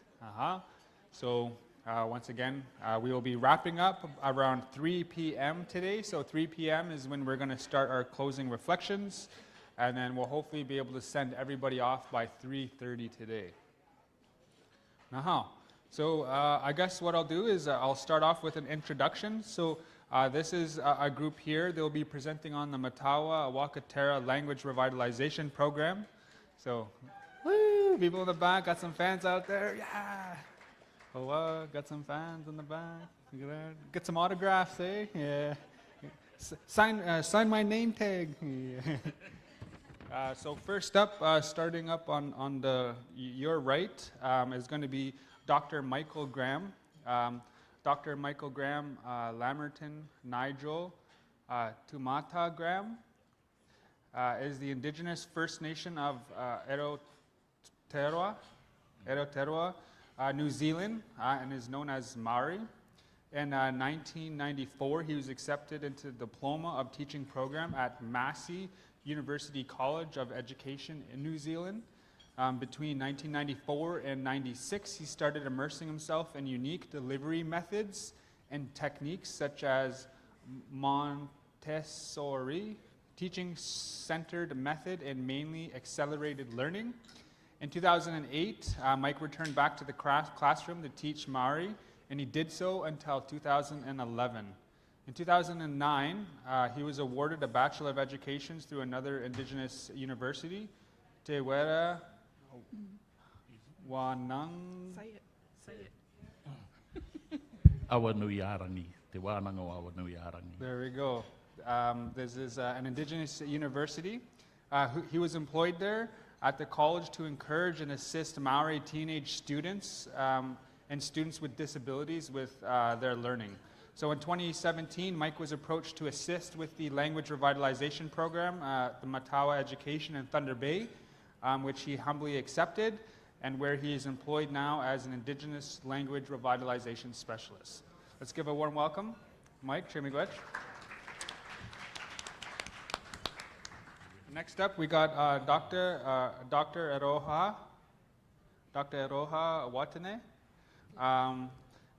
Is a recognized Indigenous language revitalization specialist for the Matawa Wakatera project in Canada since 2018.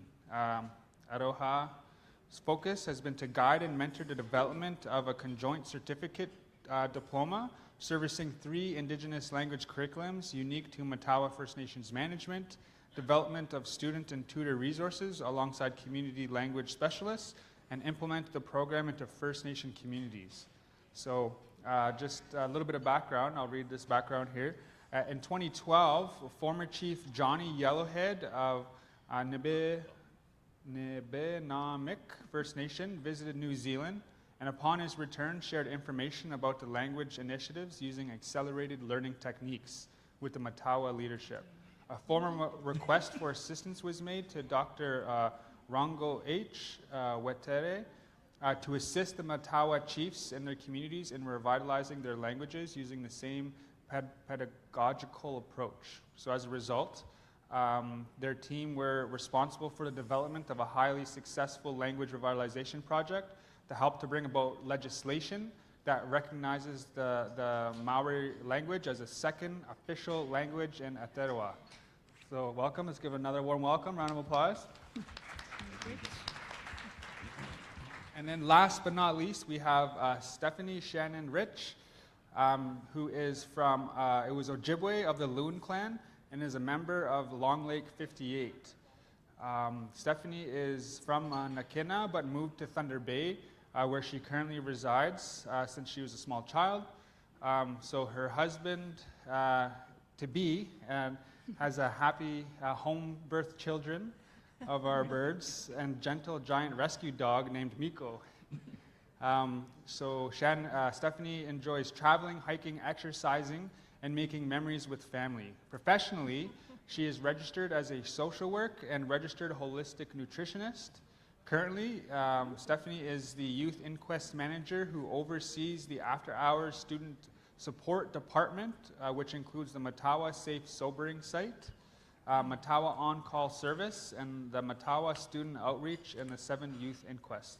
So as part of the work with the 7 Youth Inquest, she is working with the Matawa Wakatera to revitalize our community's indigenous languages.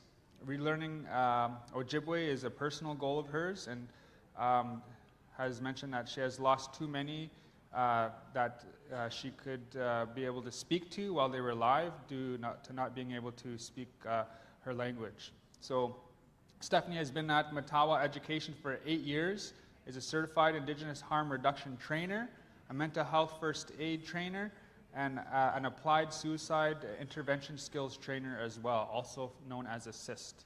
Stephanie really enjoys the training and sharing her knowledge about mental health, addictions, and harm reduction with Indigenous people so that in turn can help others and their community. Let's give a warm welcome to Stephanie and to our beautiful panel and presentations. Looking forward to hearing. Miigwech, I'll hand it over to you.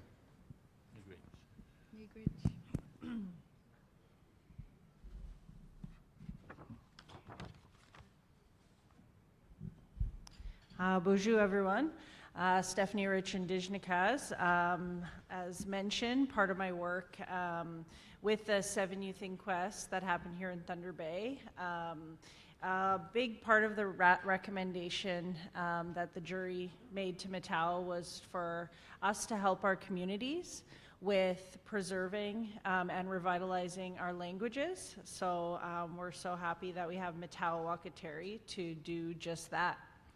So first, before I begin, we would like to management, Matawa Education, as well as our 9 Matawa communities, would like to acknowledge the lands that we live, work, and play on. These are the traditional lands of the Anishinaabeg Nation, who are Fort William First Nation, signatory to the Robinson Superior Treaty of 1850. We'd also like to say miigwech and acknowledge our hosts, Chiefs of Ontario, and we're so happy that you've invited Matawa Education to present this afternoon in the shared purpose of language preservation through reclamation and revitalization of our languages, and acknowledge everyone's contribution in attendance from your various First Nation communities, positions of governance, leadership, elders, and all the community members that are here. So I would actually like to introduce some of the people that are in the room. If we can have our Matawa Wakateri language team stand up, I think you should be acknowledged. Stand up, guys. I see you.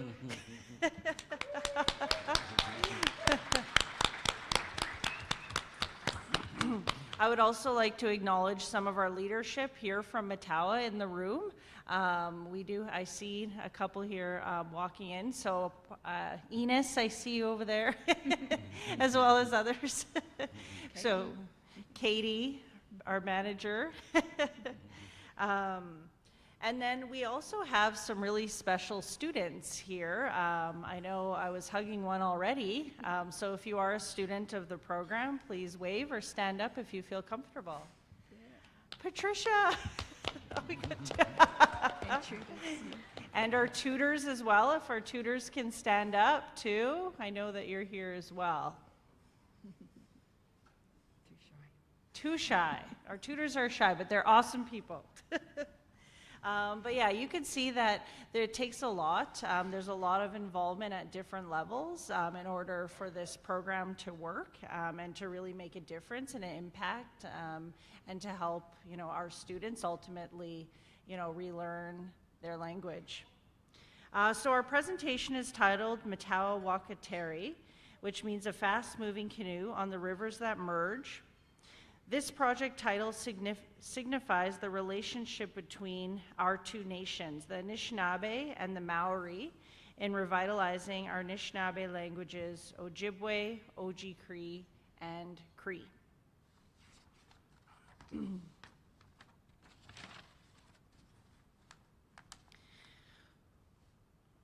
So the reason why we preserve our languages and we share our pathways is because of cultural awareness, community empowerment, and workforce engagement. Did you want to speak to this? Okay. All right, so the Matawa Wakateri Language Revitalization Program is a transformative initiative addressing the urgent decline of Indigenous languages. We serve all 9 of our Matawa First Nation communities, and our program focuses on preserving Cree, Ojibwe, and Oji-Cree languages. At our last graduation, we are very proud to say that we had 90 students successfully complete the program. Yeah. So upon completion, that means they're returning to their communities with language skills that enrich, obviously, their workplaces, their, and their family, as well as all the public services within, their communities here in Thunder Bay. And I want you to know that this presentation will explore how the Matawa Wakateri program empowers participants to integrate Indigenous language and culture into sectors like education, healthcare, and governance. It will highlight the program's role in fostering cultural identity, community well-being, and sustainable Indigenous education practices. Yep. All right, important to know, I am not Sharon Nate. Unfortunately, she couldn't be with us today. She's been very influential and really the key driver in having this program work for Matawa, as well as along with our chiefs, leadership, and everybody involved that was mentioned. So Sharon, she maintains Matawa Education's operations as well as any lines of authority.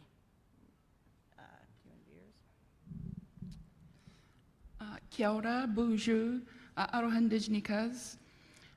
My role in the project is curriculum and resource development and ensuring that the project and those personnel that are a part of the project are mentored and guided within the processes that happen. Tēnā koutou katoa.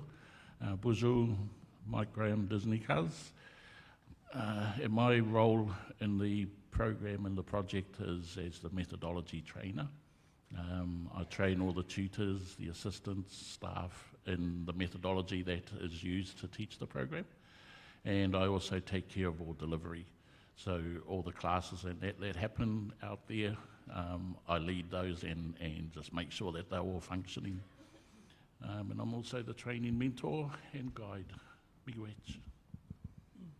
And I think in this picture that you see here, it's important to note that this is the picture of Mike, Aroha, Sharon, as well as our CEO, David Paul, receiving their doctorates from WINHEC. WINHEC is the World Indigenous Nations Higher Education Consortium.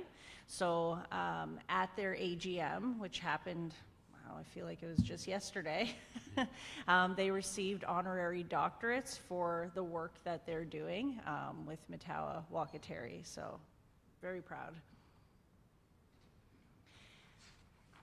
All right, so this is a map of Matawa. We're very diverse. We're obviously They're very diverse in our dialects.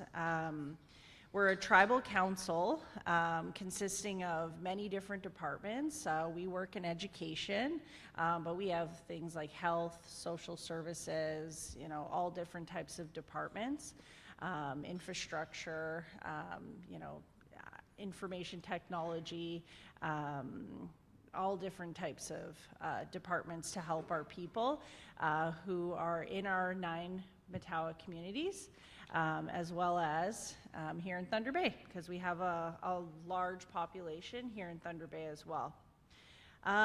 So we're a combination of isolated and remote communities, as well as drive-in communities located around the Geraldton area. Our farthest community, you'll see from the map, is Webequie. And yeah, so our territory is incredibly large. So as I said before, our 3 indigenous languages are Cree, Ojibwe, and Oji-Cree. We have 8 First Nations that belong to Treaty 9. And then we have also my First Nation, which is in the Robinson Superior Treaty, which is Long Lake 58 First Nation. 4 are drive-in, 5 are fly-in, as I said. And Matawa First Nations Management is the largest combined nations council within the Anishinaabe-Aski Nation territory. So very diverse, very big, and very awesome.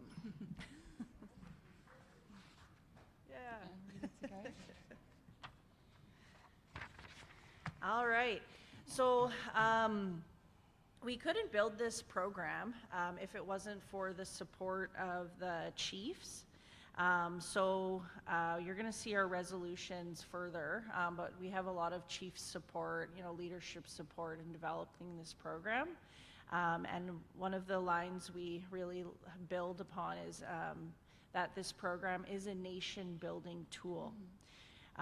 So these are some of the reasons our you know, people involved with the program thought, you know, why they think language revitalization is so important. For instance, we have our year 1 students say, "There's a piece of pie missing in my life. I feel it so much I even cry." Sharon herself indicated, "We always knew the why, we just didn't know how." And Mike, my co-presenter, said, "To lose your language is to silence your ancestors' voices forever." And many of you here, you know the why of why this is important. For instance, in my introduction, you know, not being able to speak to, you know, grandma, grandparents, even today in my job, you know, when the elders speak at our AGM, you know, I would love to be able to know what they're, you know, talking about. And we have interpreters, but it'd be nice to, you know, just be able to understand. And through the program, you know, slowly getting there. So it's a work in progress. And there's also something important to note that there is room for Matawa to help other tribal councils, communities, other First Nations people or organizations who are interested in, you know, learning the language as well. Just so you know that, you know, we are open to helping as well. So this is our language as a nation building tool. In 2015, our Chiefs Council passed this resolution, making, you know, Matawa Wakateri basically from dream to something that's tangible, workable, something that, you know, we can start to build momentum to gain support and the funding required to, you know, build this program. So within it says, languages carry knowledge and understanding unique to our people. Obviously, it talks about the loss of our languages. We are rapidly losing our languages within our Matawa communities. And then we as leaders, citizens, and local institutions, we're responsible for maintaining our languages. So we were, Matau Education was directed to prioritize language revitalization by our chiefs through this, through this directive.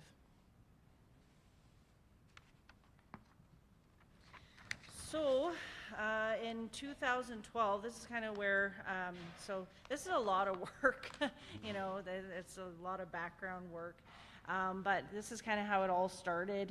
In 2012, our former chief of Nibenamik First Nation, or Summer Beaver First Nation, his name was Johnny Yellowhead, as our former chief, and he actually visited New Zealand.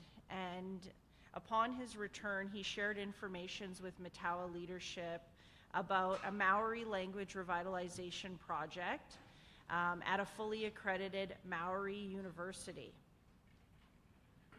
So he talked about and shared with leadership how they were teaching the language to their people using accelerated learning techniques. And it was a highly successful project which helped to bring about legislation that recognizes the Maori language as a second official language in Aotearoa.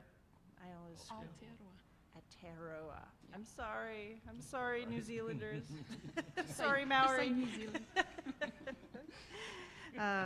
A formal request for assistance was then made to the founder of TWAO, Dr. Wateri, to assist Matawa chiefs in their communities in revitalizing their languages using the same methodological approach. Yeah, it's very scientific, guys.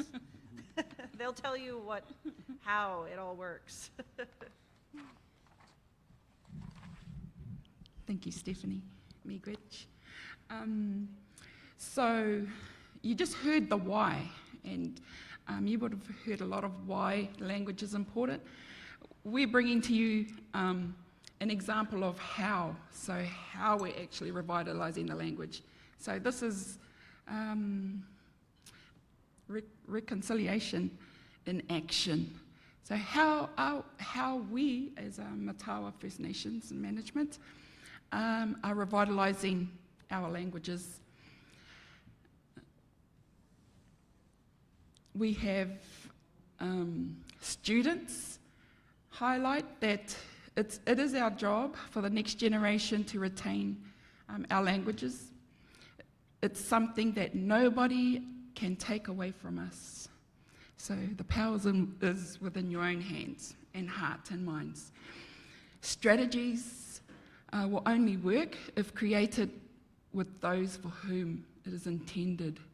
So plucking something off the shelf and putting it in front of a people to roll it out, and they're not a part of, can have its difficulties. So being there to hear and listen to the people pretty much looks like that structure down the bottom, which is the Matawa Wakatere reality. At the top, it's an expectation sometimes when the strategy is rolled out that you're going to achieve it. But it's not a straight line.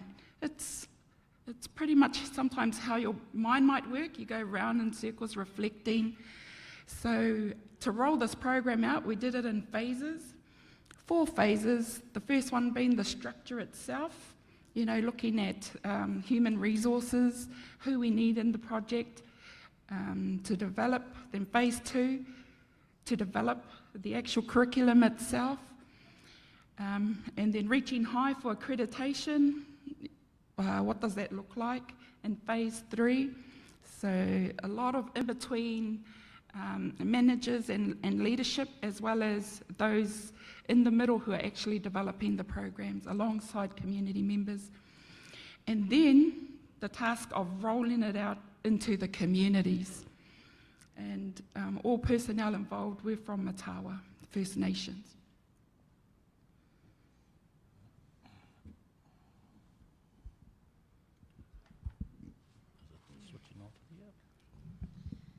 All right, so In 2000, oh, we can go to the next slide. There. We thought it was connected. Okay, so in 2018, we were able to finally get the funding, and then we had our two Maori come all the way from New Zealand, you know, sacrificing, you know, a lot, right? It takes a lot for 3 years, coming all the way from literally around the world to help us learn about, you know, how they help their people and how we can, you know, help our people using the same approaches in terms of learning a language very quickly. So in 2018, we received minimal funding through the New Paths for Education program to support language and cultural initiatives, which allowed for Aroha and Mike to come over here, our language experts, to join Matawa and launch the program. In the subsequent years, through additional Canadian heritage funding that was tied to the Languages Act, the program made significant strides in the delivery of Year 1 and Year 2 programs, demonstrating our commitment to language revitalization and education within the Matawa First Nations communities. Now, over the past 2 years, Matawa Wakateri has expanded its reach and impact, creating numerous employment opportunities and successfully implementing educational programs across multiple communities. So we're actually providing, in addition to, you know, our language, we're providing jobs within our communities, because every program within our communities, you know, we need people to operate that program, the teachers, tutors, like assistants, everybody. And many of the staff in Thunder Bay here are, you know, they need to know the languages that we speak, so they're also from our communities. The Matawa Wakateri program continues to empower individuals and communities, fostering a new generation of language speakers and educators dedicated to preserving and revitalizing the rich linguistic heritage of the Matawa First Nations. So there was a number of rollout phases that happened between 2022 and 2024, and that's kind of what Aroha was talking about. Like, it's not linear, it's a big process, but we had to, do you want to speak to this?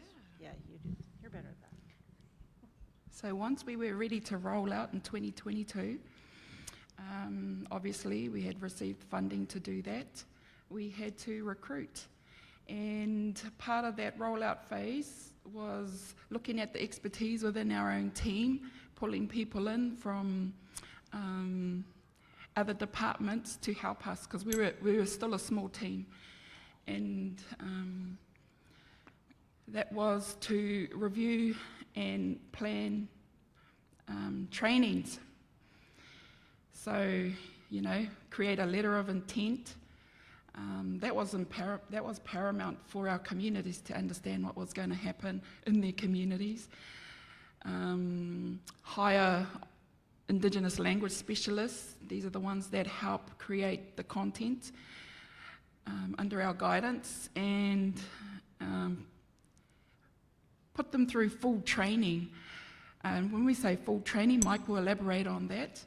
After that was 2-day pre-select training to bring in the actual tutors who will deliver the content, and then alongside their assistants to do 2-day pre-select training and then full training, because you don't want people to come in and then go, oh, this ain't for me. You want them to taste, feel, touch, etc. And they'll either stay in the door or walk out the door, and that's important too. People have to feel motivated and passionate about their career path that you put them through in terms of language revitalization. We have to review and plan all our resources ready to roll out. That's the trainings, the student resources, tutor instructor resources, delivery site resources. So moving from making it to now implementing it in the community. We also have to review all our personnel job descriptions, recruitment, advertising, interviews, hire packages. So you may be hearing this, and can you imagine the different hats people are putting on and off their heads in terms of leadership to make this happen? Review and plan rollout. So once we're ready with all our tutors and hire packages sorted, we got to roll out into the communities, as well as Thunder Bay. So all resources and personnel are ready to go and start recruiting students.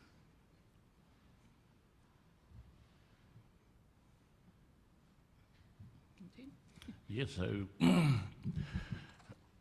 the resource support, like Aroha just said, with personnel infrastructure, the process that we needed to go through, how we developed the curriculum. The curriculum was developed, we could more or less say that it was developed for the people, by the people.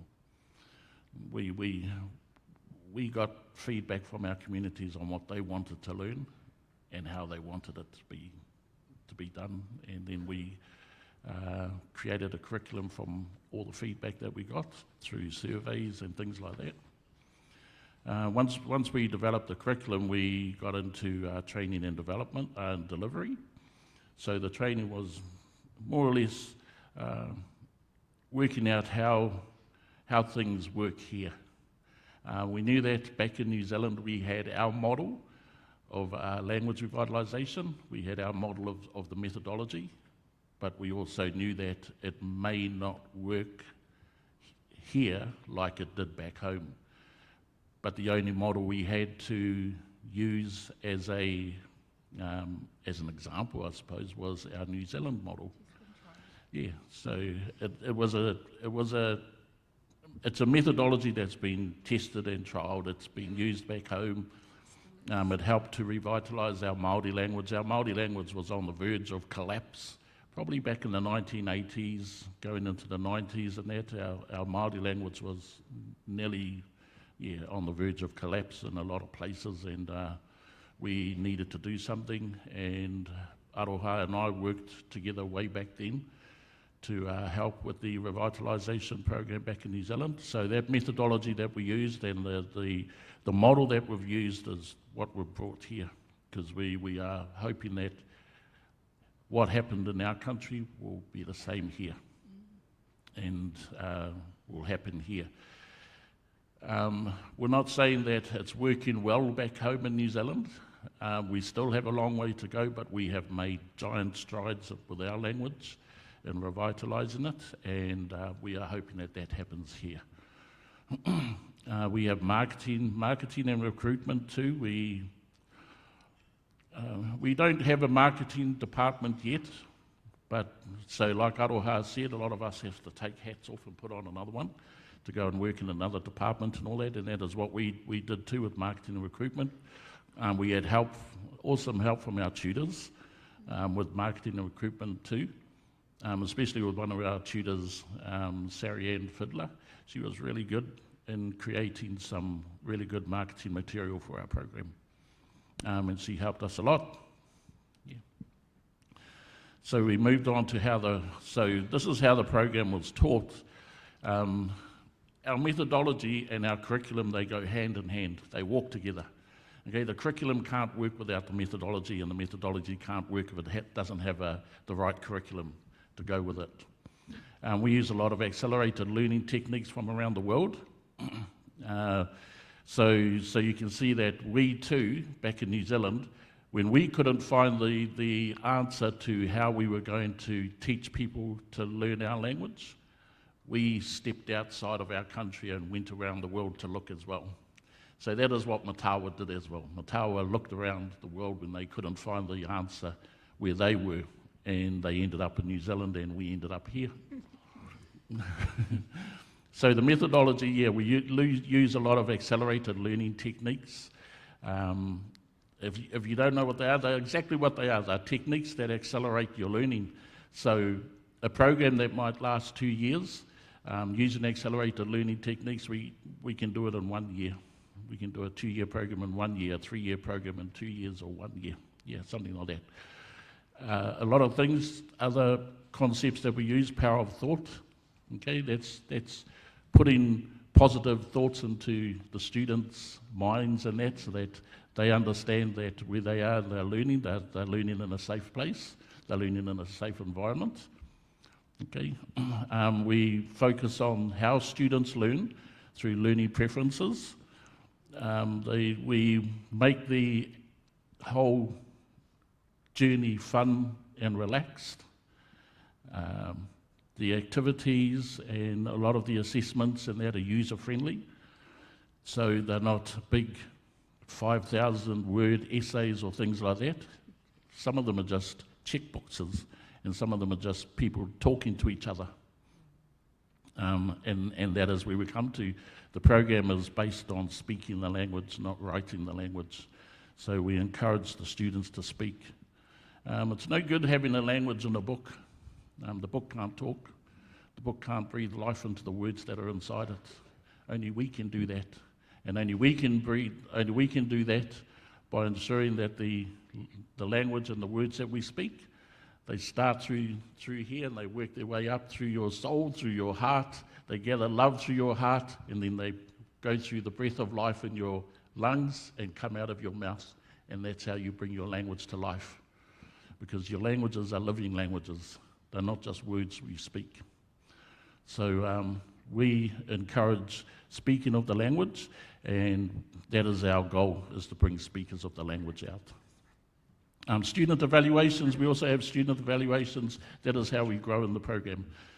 We ask our students at the end of every module, or what we call chairman, we ask them to evaluate how their learning is going, and this way we are able to measure the success of the program, where things are working and where things are not. Yeah. And I can really attest to, the classroom environment. It really is a fun and relaxed environment. The resources are super user-friendly. It almost looks like, especially when you're first getting started, like something you'd see in for early learning, like JK, SK kind of thing. You start off in a very relaxed and good way with a prayer in the language. So that even helps with a lot of the words that we're learning, and how we speak to each other. It's just a fun, relaxed, friendly environment because everybody's there with the same purpose, the same goal. So I just wanted to really stress that it really does help you learn fast. And you bring it home and you talk to your family about it. Like both my parents speak Ojibwe, so they're so proud, even though they didn't teach me, but they're happy someone can now though. So one of the visions, again, we had another Chiefs Council resolution. The Matawa Chiefs want to see us create a Matawa Learning Institute. So it can house, our year 1 and year 2 Matawa Wakateri program and other programs. Because right now we're located at the Matawa Education and Care Center, which is our private high school here for Matawa high school students in Thunder Bay. As well as those coming from the north here to learn in Thunder Bay because they don't have high schools in their home communities. But yeah, we need a home, so this will be our home. So this is the next phase we're working on, where it'll provide our education and training programs. It'll be community-based and have language-based accredited and certified programs, because we are going through we have our accreditation. Yay. And yeah, it'll incorporate our traditional knowledge and our ways of, Indigenous ways of knowing, being, and doing.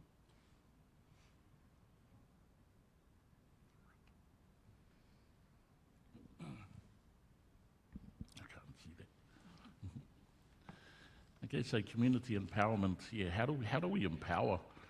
How does this program empower people?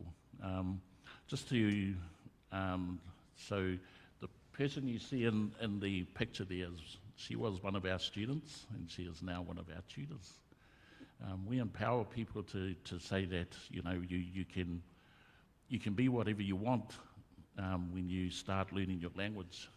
The opportunities are endless for you. So Rebecca didn't think that she could do this. She had to ask herself, can I do this? It wasn't until she saw one of our posters that she believed that she could. She just, thought, I can do this. I'm going to have a go at doing it. So she went in to start learning her Cree language. And I think she jumped on Oji Cree first and then became a student and then graduated as a student. And the good thing about the programs is that once you have passed the year one program, the certificate program, you are now qualified to teach that program because you know all about the program and everything about it and the content. And you are able to teach it, and that's exactly what Rebecca did. So empowering her to be able to do that, and all our tutors and all our staff and all our students, empowering them into knowing that when you're learning your language and you are in your communities and you are doing it there, that you can become whatever you want to be, that you can be whoever you want to be, okay, and that nothing can hold you back. Because language is just that. Language is very important. It's the heart of a community. It's the heart of a nation. It's the heart of a people. If you ask Canadians what makes you Canadian, they cannot say that they are Canadian until they know how to speak some of the indigenous languages here. That's what makes you Canadian. Not just being a Canadian person, but knowing the culture and knowing a little bit of the language, even if it's just a little bit, then you can say that's what makes you Canadian. It's back home in New Zealand too, what makes you a New Zealander. A lot of people say, or we say, what makes you a Kiwi? Yeah, a Kiwi's a bird. It's not the feathers, but the feathers help. Yeah, because what makes you a Kiwi? What makes you a New Zealander? Well, it's not just because you came from another place or somewhere. It's because you know some of our culture, you know some of our language. So now you can say, yeah, you're a New Zealander, or you're from Aotearoa. So empowering is a huge thing with this program. Empowering people to believe in themselves. It's a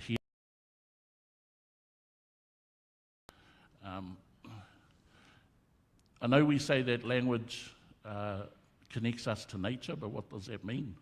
What does language connecting us to nature mean? And how is it healing?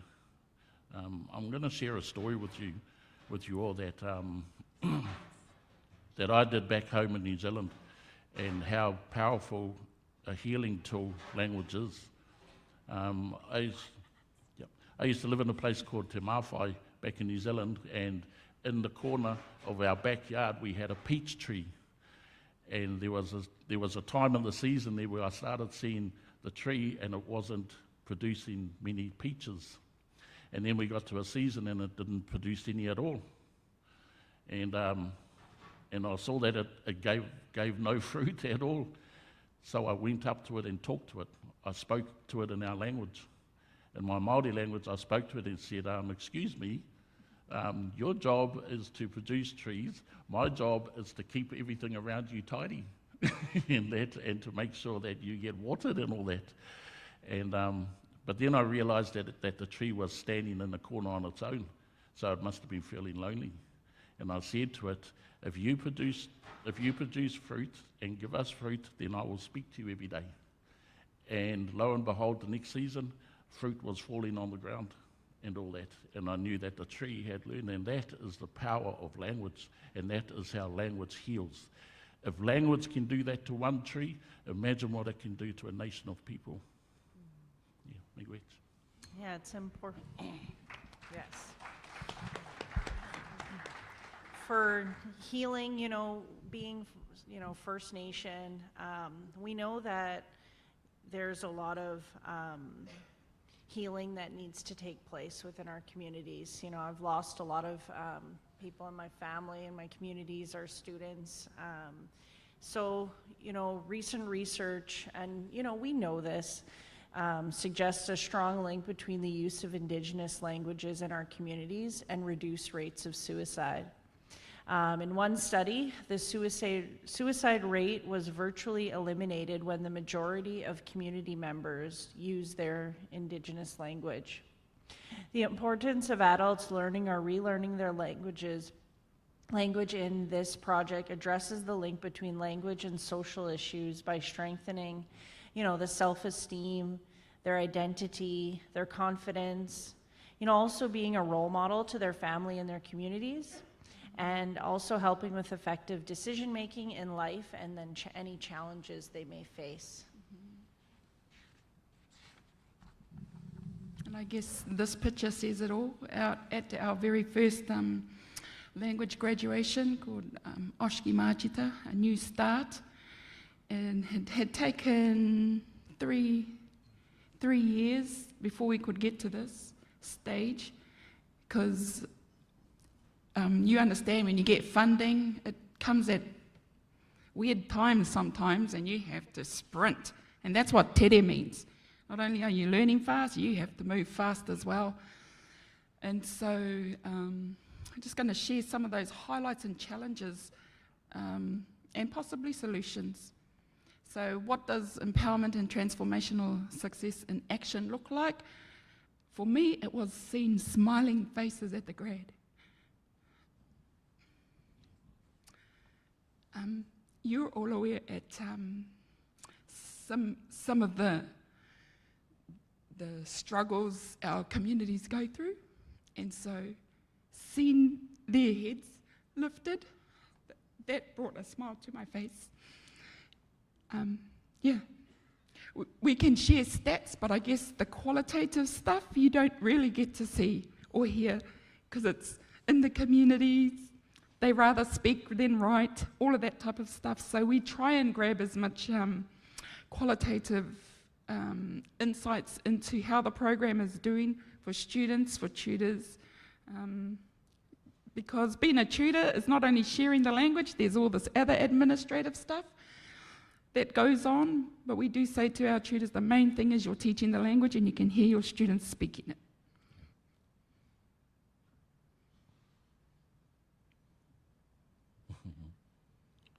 Yes, so these are just some of the pictures from some of the things we've done, tutor assistant full training, where the tutors and assistants came to full training. We do this every year. We train the tutors up and the assistants up in accelerated learning and the methodology, how to use the curriculum and administration things. There's a couple of photos there from the Thunder Bay Ojibwe Year 2 class and the Long Lake 58 Year 1 class. And just seeing people learn the language is really inspiring. Do you notice the yellow chair? That is part of the environment that we're changing. Yeah.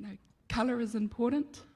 And you know that as an Anishinaabe, then bring it to life in your environments so that the students can flourish and grow as well. And just one thing I'd like to share is that before we were talking about student evaluations and how they help us to measure the success of the program, and we read all the evaluations and we know what's working, what isn't, and we know where to fix the program or where we can keep things in. And when you're looking through lots and lots and lots of evaluations, sometimes one comment will stick out at you, and you will read that comment and then you will sit back and think, wow, this was all worth it in the end. And I just want to read one of those comments that I came across when I was reading them, and it was through the tutor, Andrea Onabugon in Long Lake 58. She's our Year 2 tutor. And she wrote in her report that one of her students said this to her, that she was concerned about completing her course to obtain a diploma credit. But she had made a comment that this MWT program is very good. She attests that she has learned more language than the past mainstream college university programs she has attended. And she is hoping that she can get that, her saying that on video. And it is comments like that that make us feel like all the things that we have sacrificed and all that to put the program together, and then to hear a comment like that was all worth it in the end. Miigwech. I've just been skipping some slides because I think our time is almost up. But if you were reading, these are just some of the success stories in terms of the phases that we've been going through.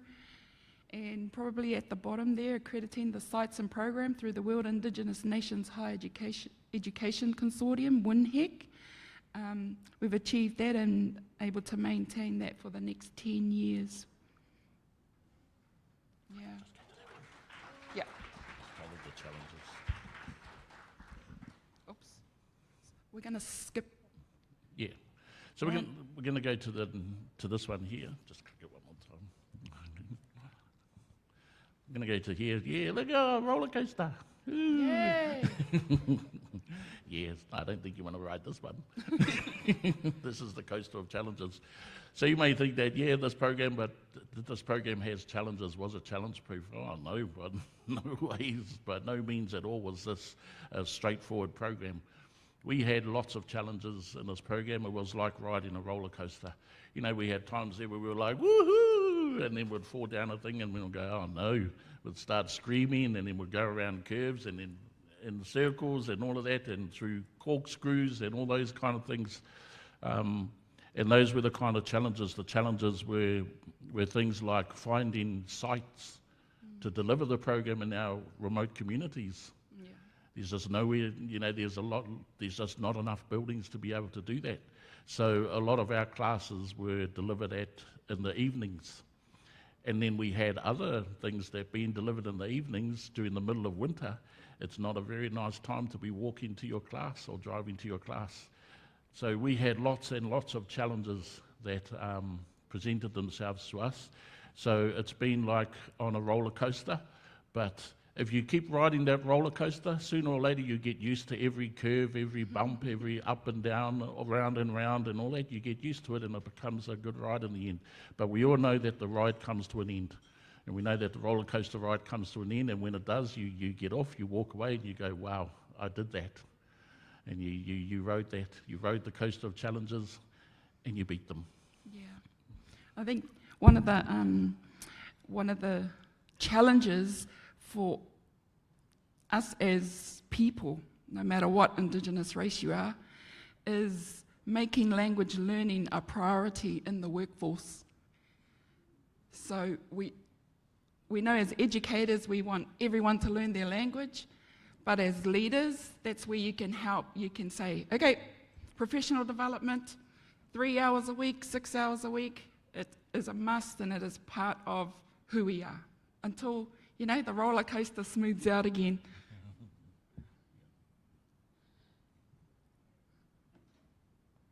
I think that's it. Yeah. Where to from here?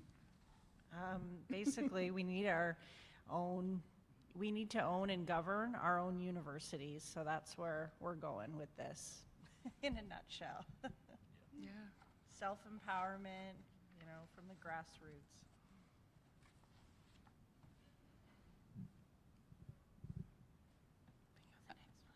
Are we? Okay.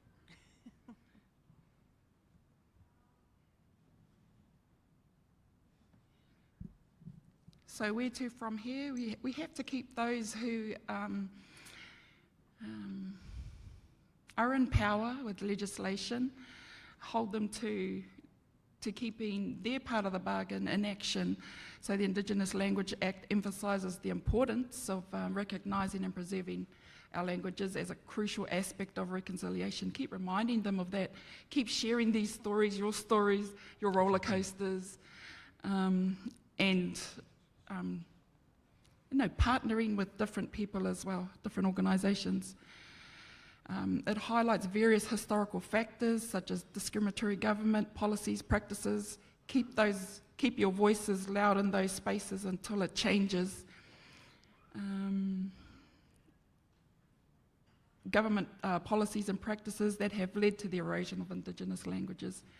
we all know the why. It's just how we're going to keep at this, sharing those stories and making it a good life for everyone.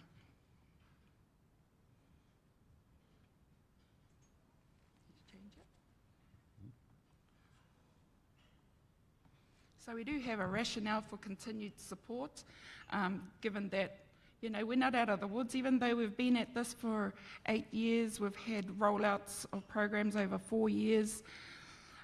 There's still a decline in our communities. And one of the factors is being able to reach out to people to come and learn their language. There are less community speakers under 10 within each community.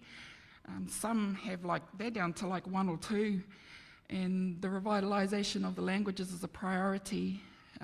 So keep those in governance, this message at the forefront of their minds. And then we're just so grateful that the Matawa Chiefs and their resolutions just continue to support language as a nation building tool.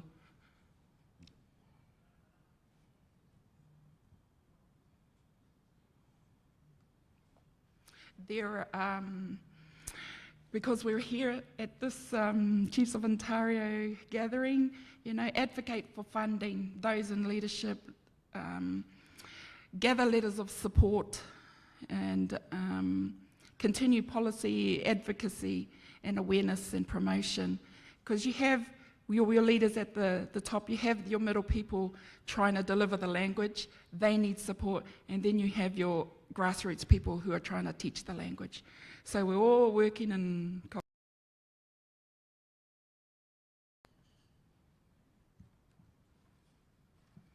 And then for future potential of sharing, establish, for ourselves, establish core development and methodology delivery teams. You know, call on your local language specialists, identify them, train them. Organisational structure, ensure that, you know, we get extended, but like a rubber band, but try and not look after the people so they don't break, you know, don't burn them out. And then work on, identify the financial commitments so that your pathway is clear. You've experienced how to work budgets and share it with others. Is that it? Do you want to do a concluding statement? All right. In conclusion, language is a fundamental aspect of cultural identity, creating an opportunity for students to not only revitalize their connection to Indigenous languages, but also continue their education, helps to preserve and transmit the rich cultural heritage of First Nations to younger generations. It allows for the continuation of traditions, rituals, and unique ways of expression. This connection to ancestry and community, when so many youth must travel great distances to achieve higher education, will enable students to establish a direct link to their roots, fostering a sense of belonging and pride in their heritage.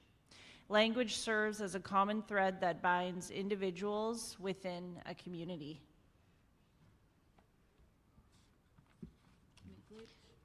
Let's speak Anishinaabe-Moin. Miigwech, everyone. Miigwech, everyone.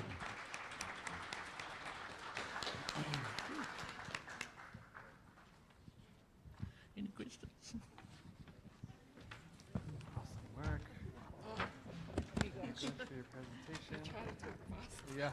I'm sorry we went over. That's okay. Good work. Good work. Jim Grush.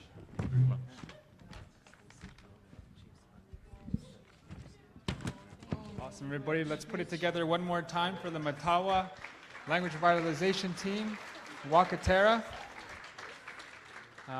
Yeah, it was mentioned again, a lot of this work is community building, it's nation building as well.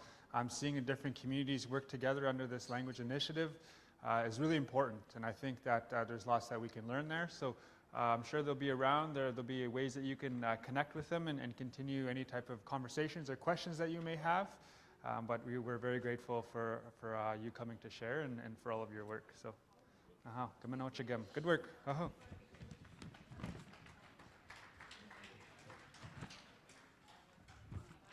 How Dash, we have some final workshops, so it is just looking at the time, it is just about 2 o'clock, so we're going to move on to the workshops that are currently happening, and we're going to give them an hour, and so we'll be back here by 3, and then we'll begin to wrap up, okay? So just so everybody knows where what's happening where, in the fireside room, again, that's beside the elevators. We have a learning tool for Anishinaabemowin through virtual reality. Look at that, sounds cool. That's by Angeline King. In the Odin room, there's Kinawea Nagumwin with Hazel Fox Reckley and Liz Ozalmik. Again, that's in the Odin room. In the Icelandic room, we have a language nest, revitalizing tradition with Loretta Sky and Yvonne de Bruyne. Again, that's in the Icelandic room. In the Viking room, we have Minno Bamadzuin, Indigenous Youth Leadership.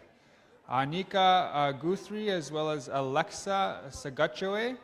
That is Minno Bamadzuin, Indigenous Youth Leadership. Here in this ballroom, we have Anegiwe Benojiak language. That's going to be by Corinne Bannon and Charlotte Nekaway. And they asked me to share a little bit about it. So Anegiwe Benojiak is a workshop calling for our children back to Anishinaabemowin language and traditions. Karina and Charlotte will walk participants through the long remembering, a time before colonization, when all things were sacred. So they will look at how we can call our children back to our culture, traditions, and Anishinaabemowin. And so that'll be happening here in this room. So if everybody can make their way to the workshops that they would like to attend, this will be the last set of workshops that we have before we wrap up of the day. So once again, we will reconvene here back at 3 p.m. Where we will conclude with a drum song, Elder Reflections, and we will be sending everybody off home. Naha. Enjoy the rest of your sessions, everybody. We'll see you back here at 3 p.m. Yahoo! We're going to get going right away. Aha, bojo, bojo, anin, bojo, bojo, anin, bojo, bojo, anin, bojo, bojo, bojo.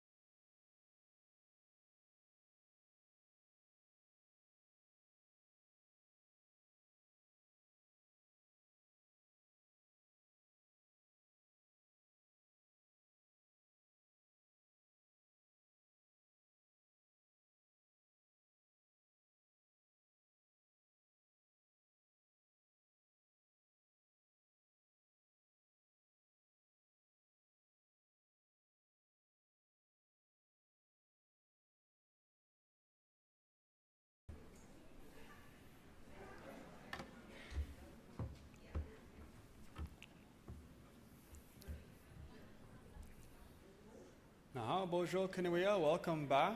It looks like we still have one of the rooms is still within their session. But while I'm up here, I'm just gonna talk like the Giga Donenen does.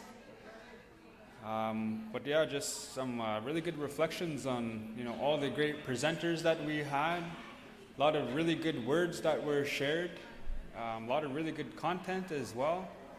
A lot of good networking and relationship building as well. In one of the workshops, even one of the keynotes, there's really highlighted about the importance of relationships and how important it is that we continue to strengthen and build on those relationships. When we focus on strengthening our relations, we strengthen our families. It helps to build strong communities, and strong communities help to build a strong nation. So it was mentioned throughout the course of the forum here about a lot of this work. When we do language revitalization work, it's community building and it's nation building. So think about that when we're doing that. It might not seem like it's very big, but it's a part of the overall efforts of stopping cycles of intergenerational trauma and putting forward cycles of intergenerational healing. It sounds really easy when you say it like that. Yeah, we're going to stop these cycles of harm and trauma, and we're going to just start these cycles of healing. But I think throughout the work that was demonstrated here through the presenters, there's a lot of really good work that is happening. So lots to celebrate as well. We often hear about the traumas and the shortcomings and the gaps that exist, but there's also lots to be celebrated. And I think being able to highlight those and celebrate those is all that goodness, all of that things that bring us good life. Thinking back to when I was on the Youth Council, Chiefs of Ontario, where there was efforts on life promotion, really focusing on all the amazing things that life has to offer. One of them that was talked about is our responsibilities. The responsibilities that we had. I know it was one of the presenters that talked this morning. We only got to hear Davin just for a little bit, but Davin talked about those responsibilities that we have. And I thought that was really beautiful how he was able to articulate that. The 7 generations of responsibility. I think as a young person, when I was younger, I kind of walked aimlessly. Babamse, Kanawia, Kanaguje. I was walking around everywhere, and I didn't have that a sense of identity, and I didn't know my role in my community. I lacked my identity and that pride in that identity. So, once I was able to understand my role, the roles that I have in my community, the responsibilities that I had ultimately, it kind of gave me a sense of purpose, and it allowed me to know that my community needs me. There's a place for me in my community. There's a role for me in my community. And just like everybody here, there's a role for everybody within their community. There's this word I heard one time. Someone described it. They said Wabandadzajik. They said that word, and that he described that word, and he said Wabandadzajik, just like Bidaban. You know that time? Bidaban, that sun is coming, right? And he said Wabandadzajik is very similar to that. Just like in Bidaban, that sun is coming. It's not yet here, but it's coming. So Wabandadzajik was like the people, just like over that horizon, that they're coming, they're not yet here. And they said a lot of what we do, a lot of our work is centered around preparing for those individuals, because we know that they're coming. So inherently there's a lot of responsibilities that we do have. I thought that was real beautiful, real sacred too. But yeah, so as people are slowly starting to trickle in, we do have some snacks and some refreshments there. We have our Thunder Mountain singers who are going to give us a song. We have elders and youth reflections, and we also still do have some door prizes to give away. Someone lost some keys, so they will be put into the giveaway. No, just kidding. Yeah. But there's actually a sweater. There's a sweater over there that was lost and left behind. And so if anybody wants a sweater, I'm just kidding. Here, Gatapanan, I'll go get it. One sec.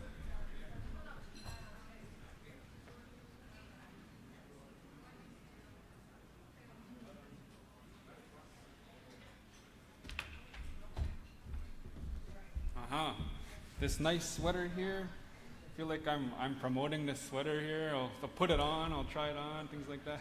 But this sweater was left behind, everybody. So if you know anybody who left this sweater behind, I mentioned it the first day, Gikinoma Adwin Education. So if you know anyone from Gikinoma Adwin Education, there's a sweater that was left behind.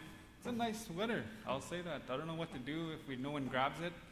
I don't know if there's a lost and found and we can put it out there, but if you know anybody who is rocking this beautiful sweater and doesn't have it, it'll be here. No one will claim it. Anybody? No? Donation pile, I guess? I'm not too sure. But yeah, so we had a really great day, starting off in day one, it was Education and Language Forum. Day one was very specific to education. We had a keynote from Dr. Tracy Lindbergh, who talked about reconciliation and really showed the different stages of life and roles and responsibilities and rites of passages, essentially, and was able to articulate that very well. Follow that, we had Chiefs of Ontario Special Education Survey findings. So the staff presented a lot of the findings from that survey that was sent out within the last year. And so it was a good job to the staff to be able to bring all that information and to be able to report it back to all of you. I think that's really good work by them. And then we had a student wellness panel. We had a lot of really great individuals on that panel share some really good words. Just to name a few here, they talked about involving parents in this work.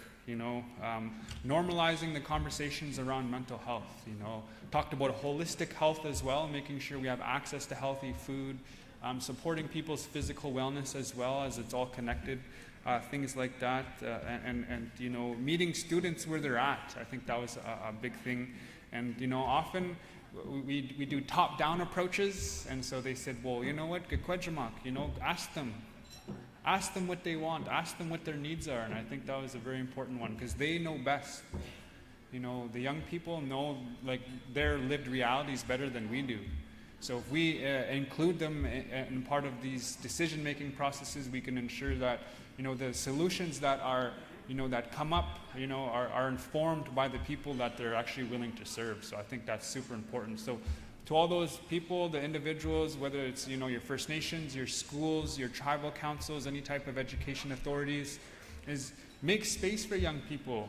Create opportunities for young people to engage, to be a part of the decision-making processes. And I think ultimately those solutions that will come about that work will be a lot more successful. I know that was some of the work that the Youth Council does, is try to amplify those voices and to make space for young people to be a part of these forums, for young people to grow and to be a part of, to eventually be the leaders today. Like I was a part of this Youth Council, and now I'm up here talking to everybody, it's a really cool testament of how that actually works. On day one, we had also breakout sessions, and there was a lot of good ones, and it was hard because you wanted to go to them all. These are really great sessions, and how do you get it to everywhere? So you can get those presentations online as well, so I encourage you to look up on those. Day two, it was a mix of education. The morning was education, the afternoon was language. What we started off talking about the Systemic Gaps Report, and that was from the Chiefs of Ontario. Holy, Ayakos, Dakos, I'm tired. Dayakos, everybody's tired. But yeah, it talked about the importance of teachers and things like that, consistency for teachers in schools. Like, I remember my favorite teacher, and I think a lot of you remember your favorite teacher as well, so just something to really consider. And then we had on day two, we had a keynote from Dr. Lorna Williams, who talked about the legacy of colonialism. And then they talked about, even silent speakers in our communities. I think that's, something that, we don't acknowledge enough, is the folks that grew up around the language, and they understand a lot. they really do understand a lot, and we don't give them credit for that. And so is empowering those individuals who have those understandings to say, hey, you are valuable and we want you to be a part of our efforts on language revitalization for our community. I think that was a really important one that I wanted to take away from that. And shortly after that keynote on day 2, we had a First Nation language resources panel, and they talked about the different ways that they access resources, the different regional approaches, the different apps, and the way that technology was made available, and the way that we're using technology in language revitalization. So also just to keep in mind, with technology there is a lot of good, but there is also some concerns as well. I know that they're online. I've seen it circulating on Facebook. There was these language resources that were created that weren't actually accurate. It was done by a fraud. Like these resources were being sold, and someone just took a bunch of stuff, put it in ChatGPT or something, or put it into some AI software, and it generated these resources, and they weren't actually correct. So just to be mindful of that, like intellectual property is very important. So there's just a consideration there.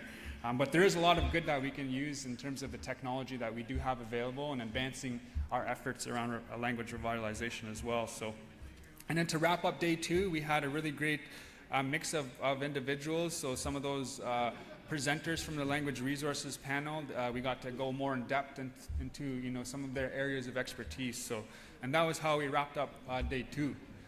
Bringing us to today, day 3, we had a presentation from the Chiefs of Ontario Leadership Committee on Languages, and I think they did a fantastic job. And that led us into one of our presenters, of Davin Dumas, who I really was like, wow, I was in awe from his presentation. And I really want to learn more about that guy. I want to follow him around and say, hey, you do good work, and I think that there's lots that we can bring back home. So he was with the Manitoba, Manitoba First Nations Education Resource Center. So again, that's who that was, and did a really great job there. And then we had breakout sessions like from Eshkanishna Bemjik, the Immersion Academy, by Ozal Gijigo Ganu. We had pathways to qualifying as an OCT teacher. We had things today about planning processes for First Nations languages, and it's hard because some of these things, they could have been all keynotes in their own, right? They could have been like, hey, that could have been a keynote. You could have been a keynote, just handing out keynotes left and right, But like that's just, it speaks to the expertise that we have in our community, and we have a lot of really strong people. We have people who are educated, people who are grounded in their identity. They carry the language. They're really important people in our community, so it's good that we were able to make space for them and for all of that sharing. Matawa Wakatera had a great presentation earlier as well about some of the work that they're doing, and so it was really great to make space for them in their presentation. And then that led us to our last grouping of concurrent workshops. So I heard some singing, Nagamwanan. I heard some songs being sung, and there's something really important about our songs. I think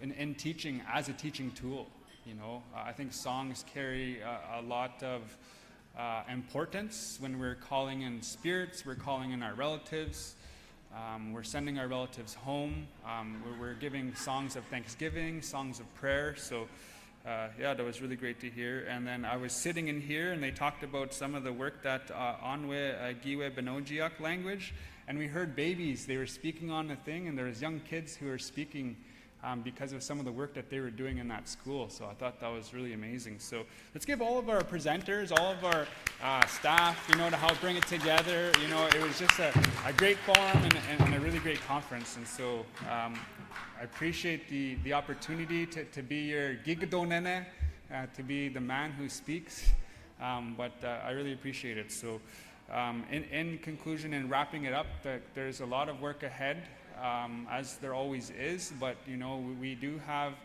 really great people within our community that we can be leaning upon.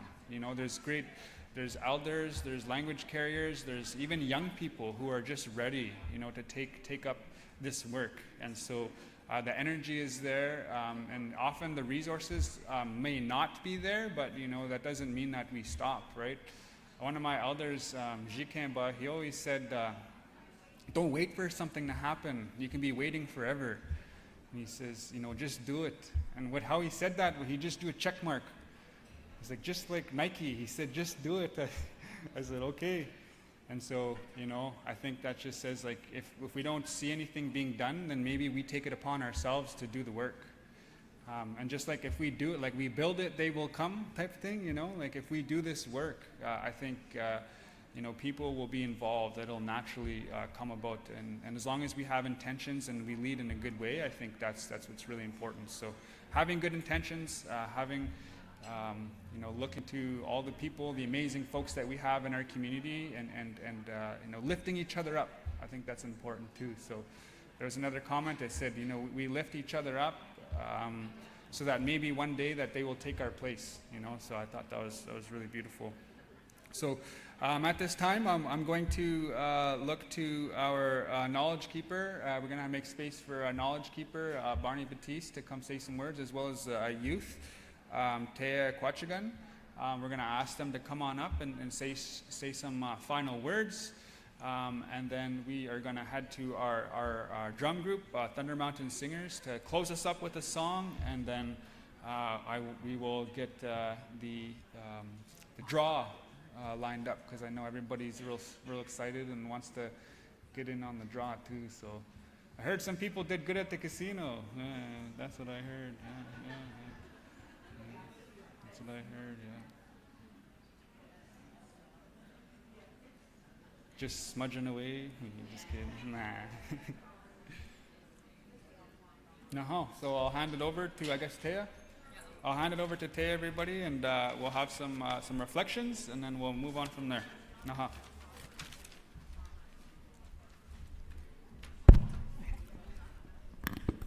Wajamisaway, Terraquachigan Shinakaso, and Moose Factory Neshtek Sejuan Duchin.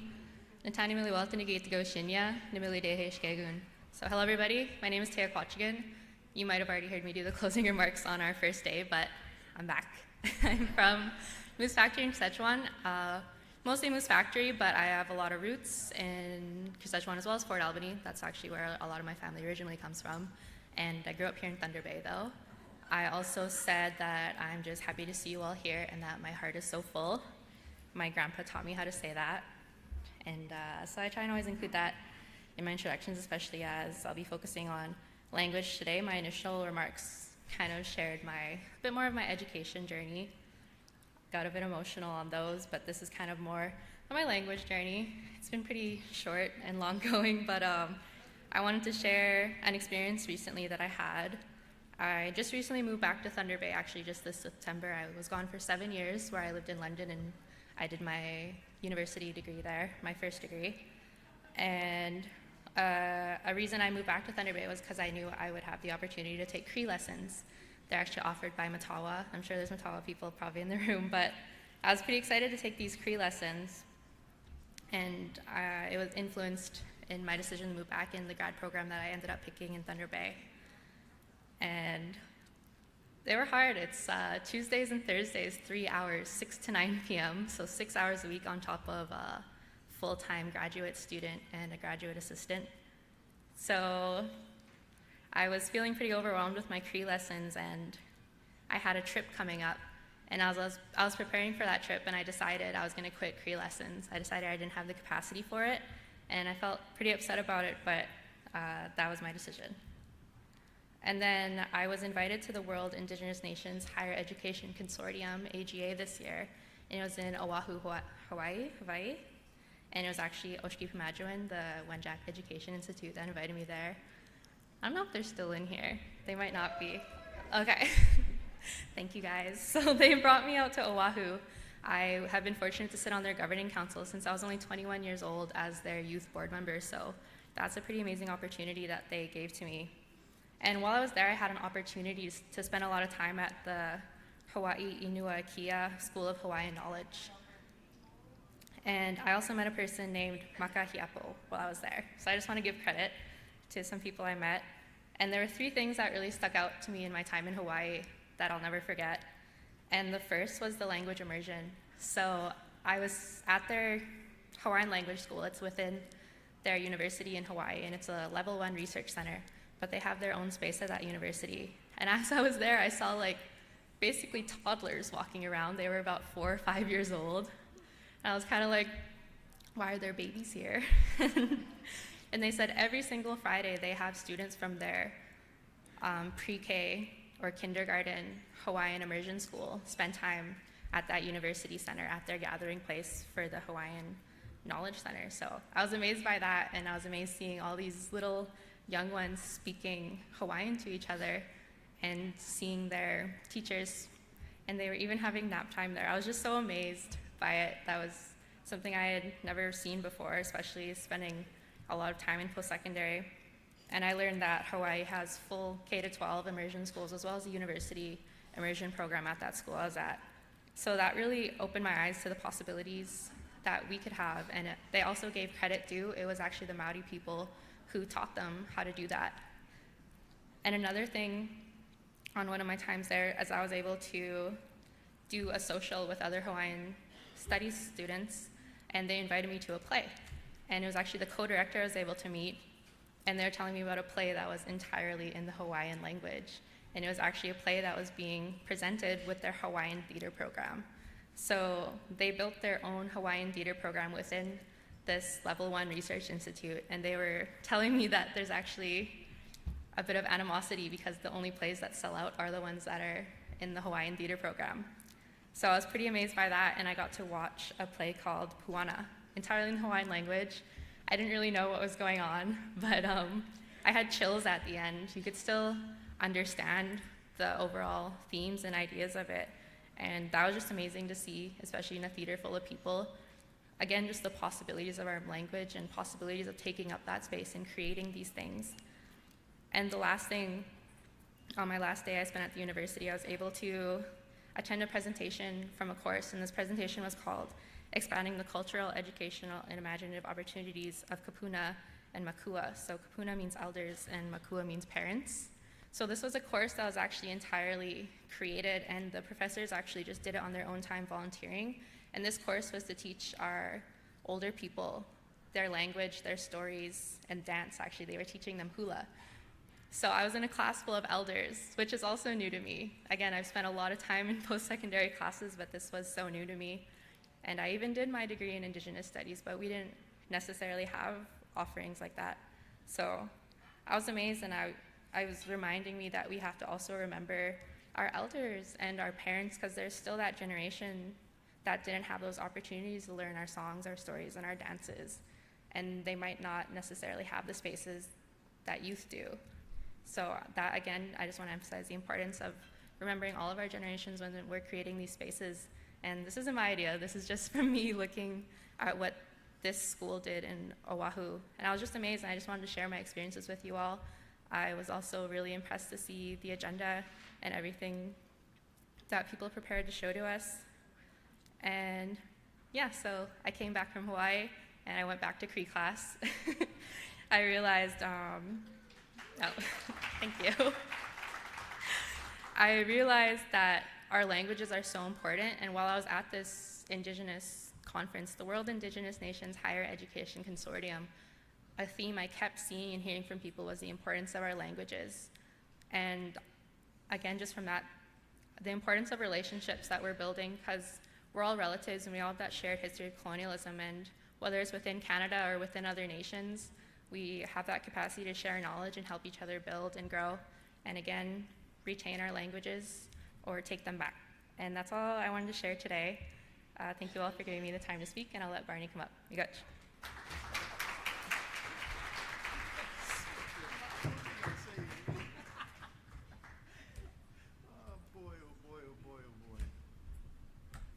That is so good, I don't think I'll say anything.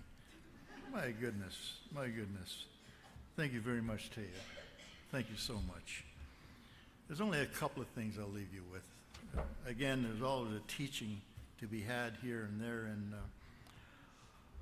I want to tell you about the same individual that I told you I met before, the elder Ira Benedict. And when he was at my place, at the time when he was 90 years old, he was sharing a story with me. And he said, we were talking about, we had a conference in North Bay, and it was about kids coming to North Bay alone to go to school. Since I was a director there, we used to invite people in to talk about the life of a student away from home. So then we invited Ira in as one of our elders. So he told me a story. He says, you know what? He says, one day I was looking for a job and a little bit out of work, he said. So I decided, he said he was going to go to Ottawa to try to find some work. And he said, I had my pack sack full of stuff, he says. And you can get that picture, a guy with a pack sack on a train, he said, going to Ottawa. And he said, for some reason, he was dropped off at Carleton Place, outside of Ottawa. And he said it was at nighttime. And he was the only one that got off the train. So he said, walking around the platform, he said, I didn't know what to do. He said, where do I go? So then he said he walked around the corner and he met a man. And so he talked to the man, what he was doing, and became acquainted. And the result of all of that was the man gave him a place to stay, looked after him until he made the rest of his journey. Ira's story at that point was saying that you're never alone. There will always be somebody.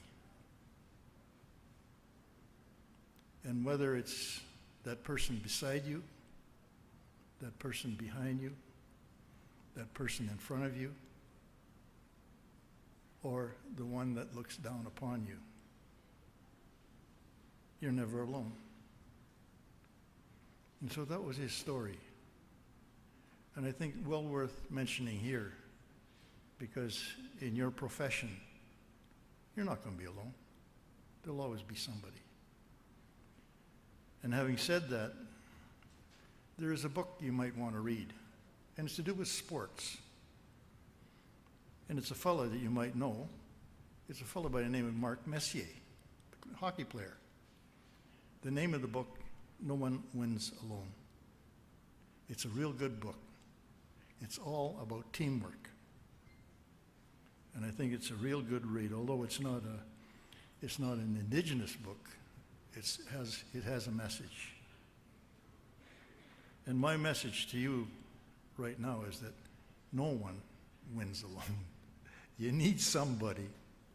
And like I say, that somebody might be beside you. And so we will go forward. I will leave it at that. And I'm going to tell you my biggest joy being here these last few days was this young lady here.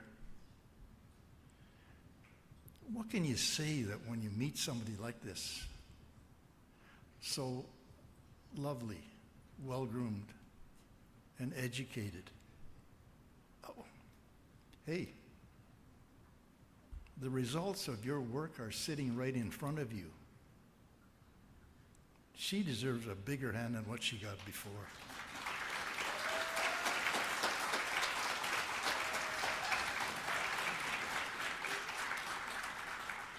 And I think that it's just a marvelous way of ending our conference in looking at the results of your work, the things that you do, the success that you've managed. Visible evidence. Just so good. Anyway, so we'll close. So we want to thank the Creator for the day that He's given us, the opportunity to be with each other and to engage in conversations that are near and dear to us. We again thank the Creator for food that we eat, the surroundings that we have, the days, the nights, everything, the gift of life. But we also ask the Creator to look after those that might be less fortunate than some of us, those that might be sick and shut in, alone, for a variety of reasons. So we ask the Creator to look after those folks. And we also ask the Creator to look after those that might have lost a loved one.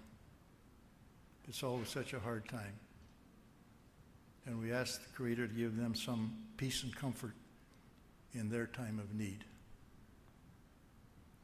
And for us, as we make our journey home, we ask the Creator to give us a safe journey, and that when we get to our homes, we find our loved ones in safekeeping.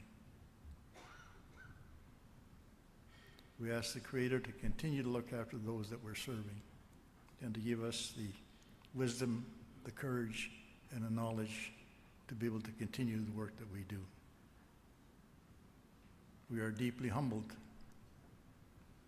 by those that we teach. So again, as we make our journey, we ask for safe passage. And now, we'll ask the drummers to take us home. Miigwech.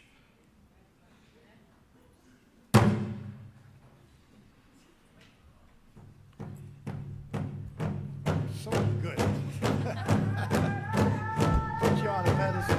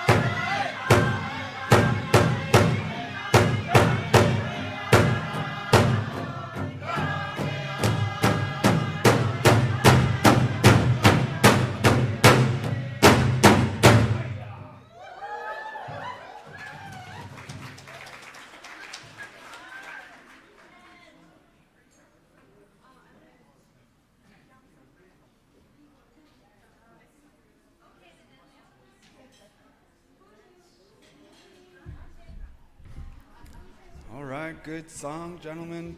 Good singing, ladies. All the Quaywalk out there, you were all sounding good, bringing it all together to send us off home in a very good way. That was a traveling song. Good song. We got we got some door prizes to give away. We got Sway Amiguanan, Sway gifts to give away. So we're looking to our tech team. We got a lot of names up there. So we're gonna ask them to do a spin. Yeah. So I guess we'll do the spin there. We'll spin it.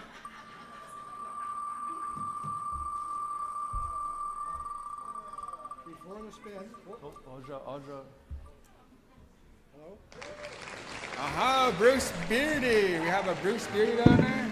Api Shayayin. Keep Kanake. Is that Bruce in the back over there? Starts it. Aja Giwe. Already went home.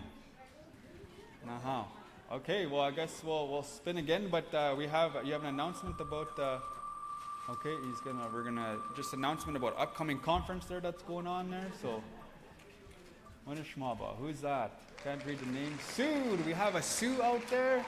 Sue Erkin-Swiller. Aja Giwe, I already went home. Okay, look at that. Everybody's like, it's okay, that works for me. I guess. Gyabe Minwa. Spin it again. Just makes me real dizzy looking at that.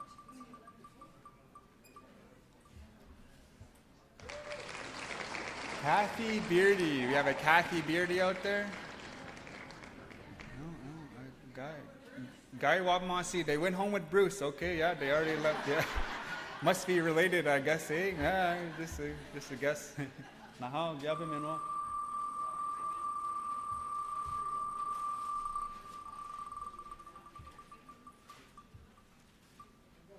We're just waiting to see the name, eh? Yeah. Denis already left too. Oh, look at that. Everybody's like, look at my chances are good. Yeah. So just a reminder, November 26th to the 27th, there's a Chiefs of Ontario Special Education Conference in Baoting. Yous are all invited. Okay, Bram Larrett, he was never here. Look at that. Look at he wins. Someone send that to him if you know him.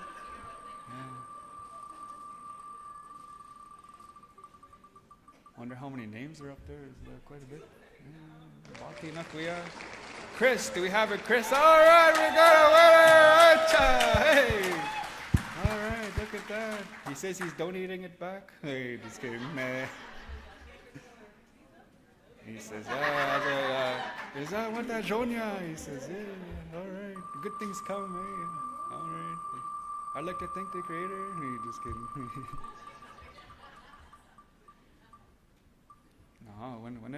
Look at that. We got a Caitlin Lazor. Api Shayat. We don't see her. She went home. All right, she went home. Okay, Naha Gyabe Minwa. We'll spin it again till we have a winners. We have a lot of people out there, and there's a lot of names up there. We will find you winners there. So, see who we got up next. Erwin. We got an Erwin McKay. All right down in front. Congratulations, you are the winner. All right, we got two things. Trying to see what he wants. There's a mystery prize. We don't actually know what's in there. Just kidding. I'll take the box, whatever's inside the box. Okay, Gyabe Minwa, we got one more prize to give on out, so we're gonna spin it one more time.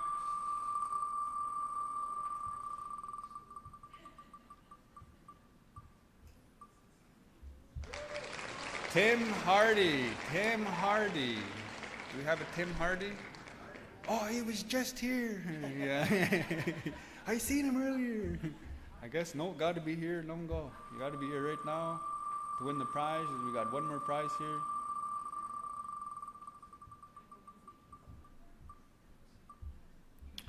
Winner Shmaba. Doris Mamakwa. Doris, are you out there? Apish Ayat Doris. Guy Wamasi, I don't see a Doris out there. I don't see someone jumping up all excited there. So I guess we'll spin it again. Gyabe Minwa. Got one more prize to give on out. All expenses paid trip to. Ooh, just kidding. Good night, Simon Slipperjack. All right, to our drummers. Oh, hey. Singing those good songs for the people, and it comes back around to you. All right, congratulations. Okay, so we got an announcement there about an upcoming conference there. Bonjour, Nandaway Magadadug.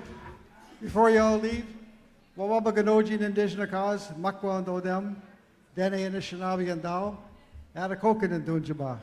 I'm Dave Anderson, and I would like to invite you back to Thunder Bay in January to keep talking amongst ourselves about what we can do in our communities. I've hosting a conference called Truth and Reconciliation in Education. Let's talk about the truth in our communities, and let's reconcile, find ways, pathways to reconciliation. Talk about our education systems, and do something. We've got lots of stuff we need to do, and planning, and working together, and right now we've been listening, and this is very good. And I think you say miigwech, miigwech, miigwech, to the drums and the presenters. We've got lots of information. Now let's put this in practice. So I invite you all back to Thunder Bay. That was the poster that was up earlier. I don't know if you can still got that, but that was the poster that was so badly designed. We're going to be meeting over across the street at the Shoreline, January 23rd, 21st, 22nd, 23rd. And some of you picked up the poster, which is good. But again, my name's Dave Anderson, SaaS-Today Indigenous Education Consultants. We've got a bunch of us people I've been working with for years that have been working in education in some of your communities, and we want to help get our communities on board with this. We've had lots of good stuff. How are we going to do this? What are our next steps? So please come back to Thunder Bay. There we go. And my email is at the bottom there, sastane@gmail.com. If you need more information, if you want to talk to me, please contact us. And there's lots to do. Our kids are waiting for us to do this work. We've talked, and there's so much all over the place. Let's put it together and do something in our communities. Get our parents, our communities. There's no reason why we cannot do this. Our kids need us to do this. So, miigwech for this time, opportunity. Please come to Thunder Bay, back in Thunder Bay. Miigwech, aho. Miigwech. That's all we have today. So, Om Gom Zik, safe travels home, everybody. And as we're leaving, let's give a little round of applause for our Chiefs Ontario staff for pulling together. Woo! Om Gom Zik, safe travels home, everybody. See you at the next conference trail. Nah, just kidding. Oma pinu mana.